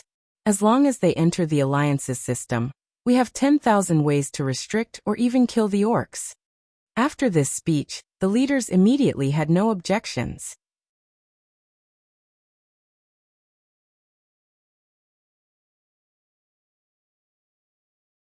Chapter 1991. Jaina's words were a little dark. Perhaps it was different from the Alliance's mainstream policy of multiracial harmony. As a countermeasure, it could be considered a form of insurance. Hoof had a different opinion. Delaney still can't trust the orcs. How many times had this happened? The first time was the evil demon blood. The second time was the power of Yashiji. Is there a third time? Lord Imriel, if you're really that worried, I think we can let the orcs learn the way of the holy light, Theon suggested. At this moment, Duque, who was the commander of the alliance, laughed. What a brilliant idea. I think it's not bad. Let's do that. And I think we can add something. For example? Tyrande and the others were curious. At the end of the day, it's the traditional orcs' backward lifestyle of hunting that triggered the tribal unrest and deepened the inclination towards war. That kind of mindless method of snatching hunting grounds when there was no prey was too backward. So we returned a portion of the barren lands to the Frostwolf clan. Then he taught them farming techniques. I can personally assist the Cenarian Circle to further transform the land in the barren lands. This is good. Malfurion was most delighted to see that. Whoever was using the land, it was always a good thing that the scars on the land could be repaired. Then force Thrall and every orc in his Frostwolf clan to learn the common language within a certain period of time. If they fail to complete the task within the time limit, they will be punished with non-violence. I haven't thought of the details yet. Poor communication is one of the root causes of conflict. If we can understand each other better, it will reduce a lot of unnecessary friction. Finally, there's the way of life in a fixed settlement. With farming as the foundation, the lifestyle had to change accordingly. I think the Alliance can do a lot. In a sense, what Duque was doing was more like colonization. When a country or a people was colonized for a long time, many lifestyles and ways of thinking would be subtly changed under the washing of time. It was just like how Hindustan had been ruled by the empire, where the sun never sets for more than 100 years. Even today, traces of it could still be seen in every aspect. There were countless connections between them, and there was no end to it. Since Sal chose to join the Alliance as his last resort, he couldn't blame the Alliance for assimilating the Beastmen. After reaching a preliminary consensus in the Throne Conference, Duque summoned Thrall. The change in their status caused the two of them to no longer be on equal footing as before. Duque did not deliberately humiliate Sal. Firstly, there was no need to do so. Secondly, that would be too petty. The victor had already been decided and they were no longer enemies, so there was no need for him to do such a shameful thing. Duque was entertaining Sal in the Lordaeron Palace. As the husband of Queen Kalia, he owned a small palace that covered an area of 1,000 square meters in the palace. Originally, he didn't want to be so troublesome, but the 4 queen wives insisted on building a palace for Duque. This made Duque even more certain of his title as the uncrowned emperor. Of course, having an elemental demigod as a husband was also a kind of social climb for a queen of the mortal world. The nobles of every country were proud of it. When he arrived at the palace of Rotterdam City, Sal was filled with emotions. Led by the thief hero, Vanessa, they walked into the living room. Queen Kalia came out to say hello and left. In the resplendent living room, only Duque, Sal, and the maids Vanessa and Vashti were left. Duque was very considerate and prepared a large pot of Rotterdam's ale for Sal, which was a specialty of Rotterdam. Picking up the large wine glass specially prepared for the orcs, Sal took a big gulp without hesitation. Duque noticed that Sal used his big green finger to pick up a napkin on the plate and wiped his mouth. It tastes good. Come to think of it, I haven't tasted this in almost 15 years. 15 years? Well, I was still a slave gladiator. Occasionally, I would be rewarded with some ale by my master, because of my outstanding performance. Although I hated that part of my life, I still liked ale. Oh, do you think the Frostwolf clan is here to be slaves this time? A playful smile appeared on Duque's face. Unexpectedly, Sal curled his lips. When I was young, I felt that being a slave was the most disgusting. When I grew up and became a chief for a long time, after the situation between the Alliance and the Horde changed, I realized that there was something more terrible than being a slave in the world. The destruction of the entire race. Duque was silent. It was not that he could not continue the conversation, but he wanted to see Sal's resolve. Sal stared at Duque. The Horde lost, and the orcs also lost. I came with the resolve of a loser. Even if the Alliance once again treats the orcs as slaves, I and the Frostwolf clan will accept it. What are you asking for? Very simple, the reproduction of the orc race. The orcs are a great and brave race. They have made many mistakes and gone through many detours. I do not think the orcs should be destroyed. At the same time, I think the orcs will be a very good supplement for the Alliance. The Alliance will always need professional warriors. Duque was really unpredictable. Sal could only continue to act like a salesman and persuade Duque to accept the Orcs alliance under the premise that the Throne Conference had not reached a conclusion. In terms of this, the alliance has many substitutes. For example, the burly Tauren and Draenei. If we need agility, we also have werewolves. They are too few in number. They can be used as an elite assault force, but not as a conventional, expendable vanguard warrior. According to Sal, if he did not have a typical orc appearance, no one could imagine that he was an absolute orc. This was simply betraying his compatriots. Duque was surprised.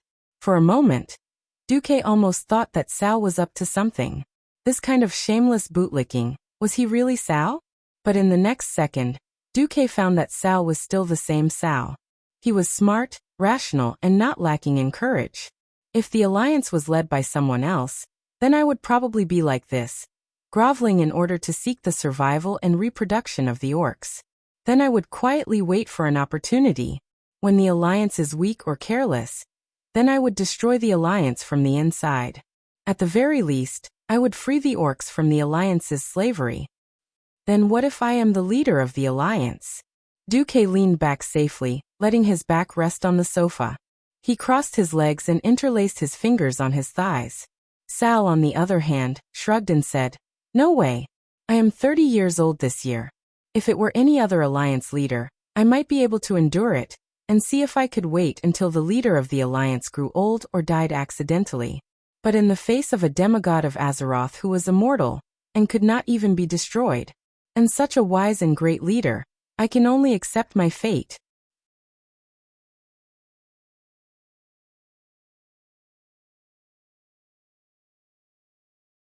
Chapter 1992. Pfft. Duque laughed.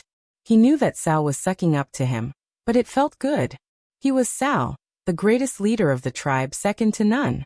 In history, even the successors Wajin and Queen Shay were not as wise and courageous as Sal. If a normal member of the alliance tried to suck up to Duke would only treat them as a bystander who was cheering 666. If it were Sal, this wave of flattery would have been quite effective.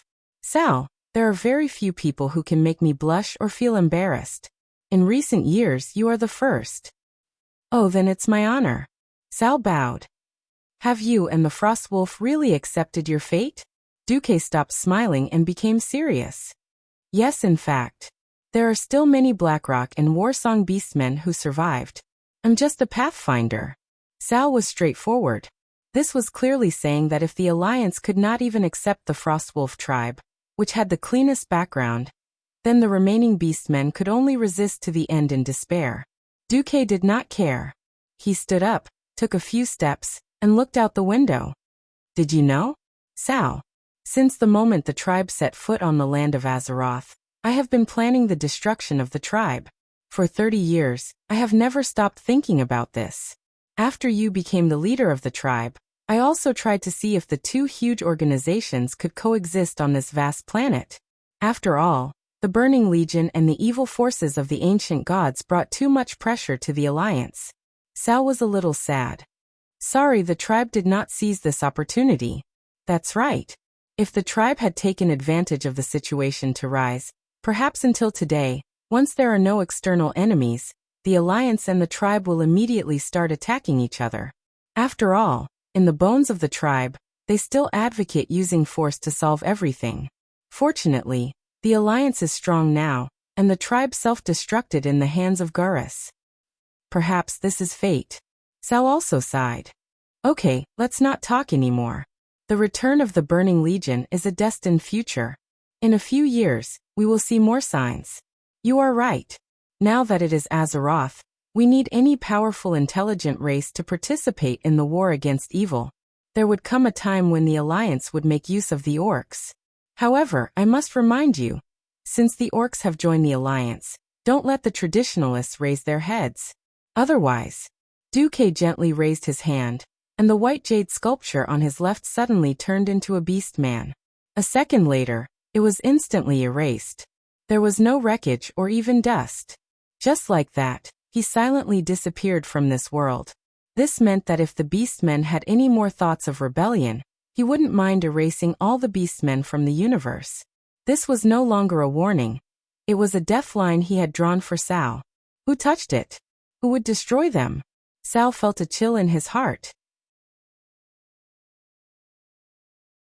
Understood. Once upon a time, I softened and let the traditionalists take control. In this generation, even if we have to pay the price of blood, we can't let them hinder the beastmen's reproduction. Now that the negotiation was done, all that was left was to go through the motions. On the 5th of January, the 30th year of the Dark Portal, the Alliance officially announced that the Frostwolf tribe had joined the Alliance as a second-class tribe. At the same time, the Beastmen, Taurens, and Trolls removed the obvious tribal title of Chieftain and changed it to Leader. On the 10th of January, the remaining Blackrock tribe and Warsong tribe joined the Alliance and were classified as third-class vassal tribes.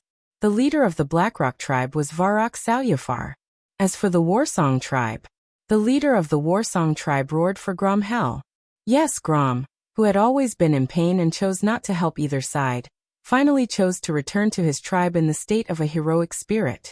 Considering that Master Roar had been with him for so many years, Duque allowed it. Other than using the magic power of the weave as a source of power to support his body, Grom had nothing to do with Duque. This could be considered parting on good terms. Grom would temporarily take over the position of leader as a heroic spirit, until he nurtured a disciple who could inherit his mantle.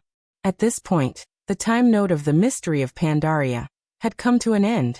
Because of the complete death of Braindead Roar and the elimination of a traitor in Nozdorma's family, there would no longer be the King of Draenor. Azeroth entered a rare period of peace.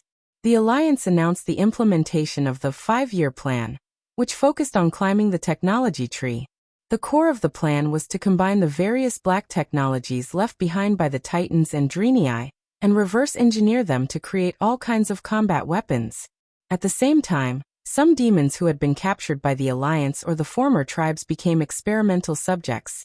Time flew, and 35 years had passed since the Dark Portal. When the Alliance announced that the first 5-year plan had been completed, the second 5-year plan had begun. On this day, a prison that seemed to have been forgotten by the world welcomed a special guest.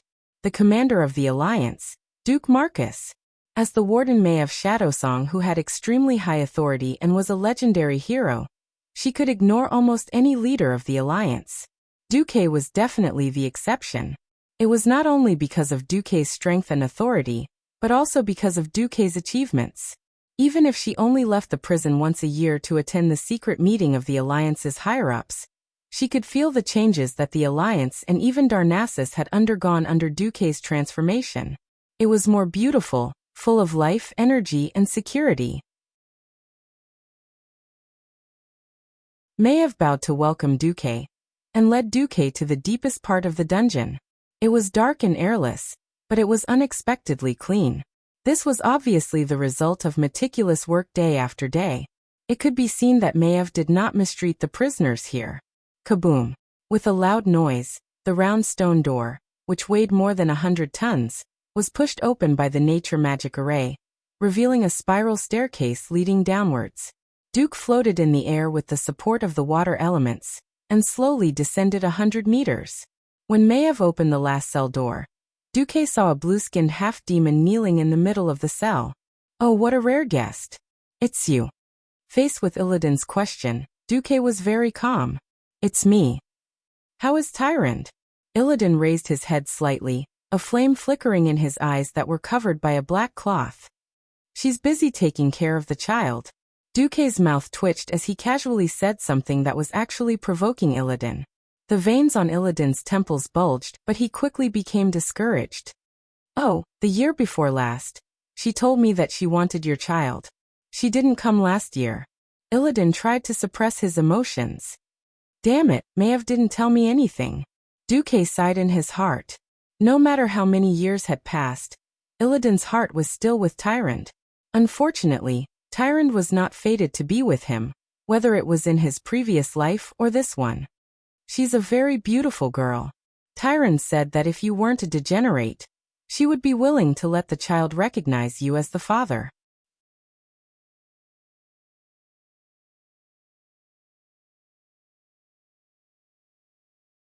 Chapter 1993. Illidan suddenly stood up, and the holy light shackles on his body clanked. Maev immediately tightened her grip on her weapon. Duque was extremely calm. Duke Marcus, are you using me? Illidan clenched his fists. Use. Duque shrugged. If you think I'm using you, then so be it. But remember, I'm not using anyone to threaten you. Tyrant is already my woman, and I won't use my woman and child as a bargaining chip against her admirer. I'm just making a proposal that will make you and Tyrant happy. I'm against this decision. Illidan suddenly loosened his fists and sat down again. What do you want me to do? I know that when we attacked the Black Temple, your most elite demon hunters weren't there. I'm guessing that they went to the Burning Legion. Illidan became agitated again. You don't know anything. Don't know. Duque raised his hand and revealed a purplish-blue energy ball. The image inside was of Illidan's order for his subordinates to go to the Burning Legion's planet of origin, Martin, to carry out a suicide mission. To seize Sardra's keystone.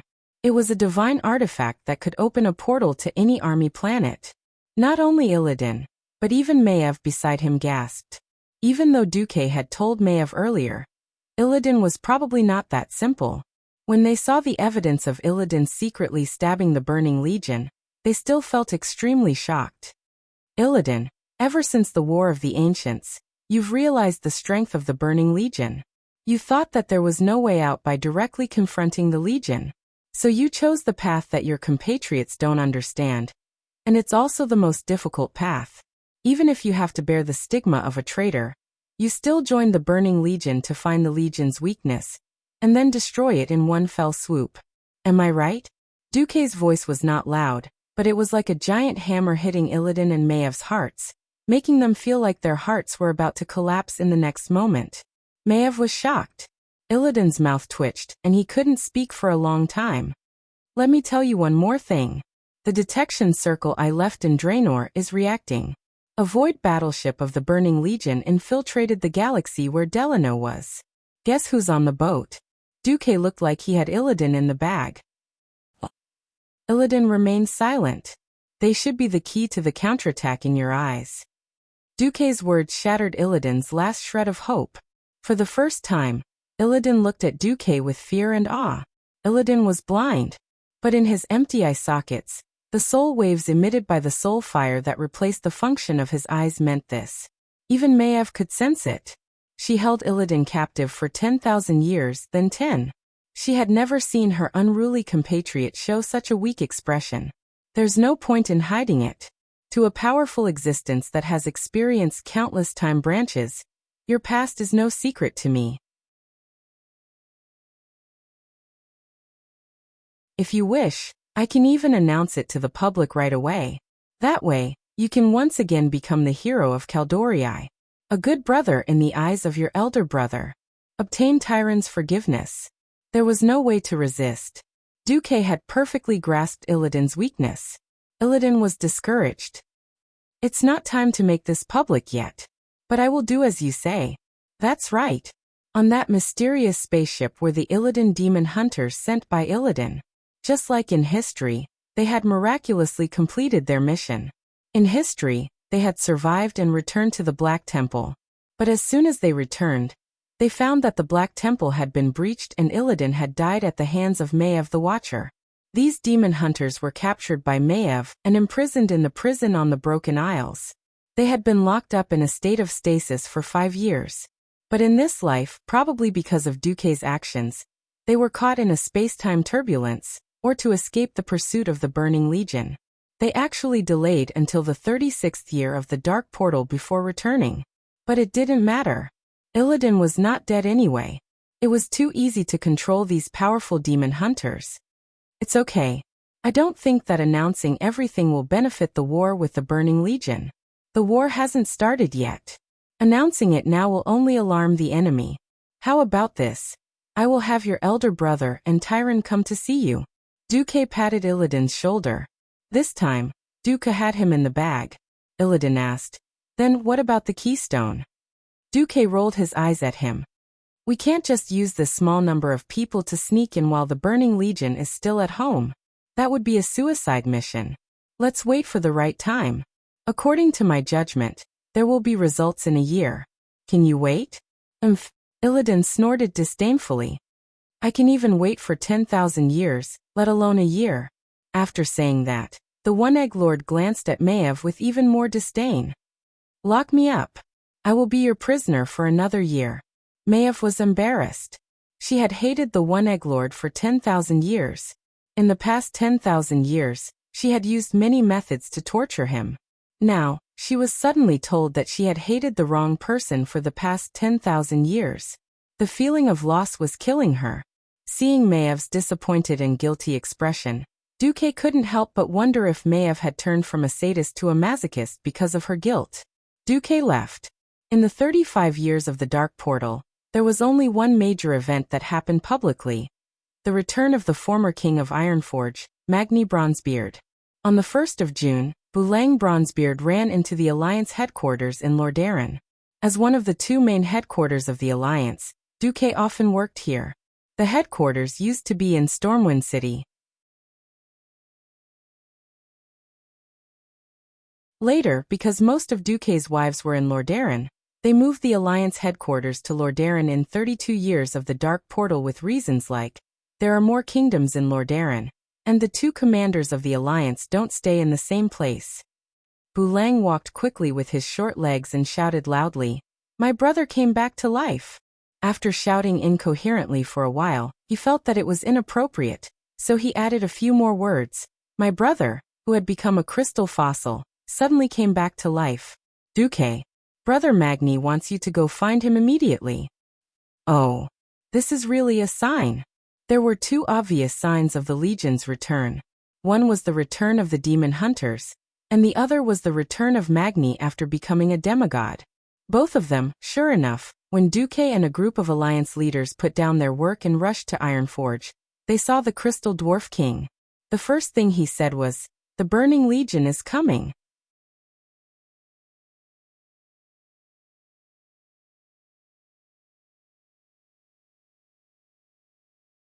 Chapter 1994.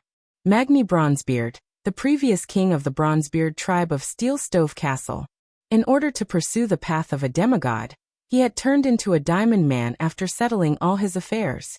Coming out of the portal of Steel Stove Castle's secret spell zone, the leaders of the various countries realized that they had bumped into each other, so they decided to go together. They had been to Steel Stove Castle countless times, and the biggest difference was the elated dwarves. Everywhere they went, they could see dwarves holding large beer bottles and drinking to their heart's content. They could hear them shouting, "Long live King Magni." Secondly, under Bulang's lead, they saw the reopening of the King's Hall that had been sealed for almost a decade. After Magni turned into a diamond man, In order to show that he had no intention of inheriting the throne, Muradin, who had taken over as acting king, moved his office away from the king's hall. He only asked for a side hall beside the king's hall, and even his desk had a sign that read Steel Stove Castle Regent, written in fist-sized letters. Today the king's hall was reopened. From afar, everyone could see 3 layers of dwarven guards surrounding the secret chamber. But as they got closer, they heard a scream that sounded like a pig being slaughtered. "Bastard! If you touch me again, I'll kill you." Oh, this was a familiar and intimidating voice that Magni was extremely familiar with. Why are the dwarven guards in the secret chamber snickering? Just a little. Just a little. That was the voice of the dwarf craftsman Jurbin. Scram. A dwarf's beard is not to be violated. Put down that electric drill, and I'll admit that we're good friends. No, no, no. Can't you sacrifice a little for your old friend? No. Scram. There was another roar. With Bulang leading the way, everyone immediately saw Muradin, who was smiling bitterly, and the 2 dwarves in the middle of the hall, who looked like they were about to commit rape. An impact drill in his left hand and an electric saw in his right. If not for the fact that Jurbin, who was less than a meter tall, was too short, he would have looked like a chainsaw murderer. On the other side, the Diamond Man, who was dodging left and right, was naturally Magni. He had snatched a guard's shield, and was pathetically blocking the dwarf craftsman's electric saw. "Jurbin, that's enough." Duque chuckled as he stopped the bewitched Jurbin. At his cry, Jurbin paused regretfully, and switched off the saw. After so many years of cooperation, Duque's prestige was unparalleled. Sensing Magni's aura, Duque smiled. "Congratulations, Demigod Magni." "Yes, thank you. I will be happier if there are no old friends with chainsaws trying to cut off my beard after I return." Jurbin rolled his eyes and muttered in a shrill voice. "Just a little, don't be so stingy." "Bullshit." The last time you said you wanted some dinosaur specimens, you cut off the thigh of a Tyrannosaurus Rex. Magni exposed Jurbin on the spot. It was Duque who stopped the shortest dwarf. If you can't cut his beard, you can ask him for his clothes or his nails. Good idea. The craftsman immediately pulled on the motor rope of the chainsaw, and the chainsaw roared again. Enough. Enough. Duque felt a headache coming on. Let's talk business first. The leaders of the alliance gathered together. After everyone sat down, Magni stroked his stiff diamond beard. Yes, first of all, I have to thank Duque for helping me make the arrangements. I am very happy that Steel Stove Castle did not fall into chaos. That's what I should do. After I went through the ascension ritual, the power of the earth changed my body permanently. This made my body beyond the realm of flesh, and more like a part of the earth. I am different from Duque and the rest. I no longer have the biological structure of a human. Magni turned his head. Muradin, you have done well these days. From now on you will be the king of Steel Stove Castle. Ah! Muradin cried out in shock.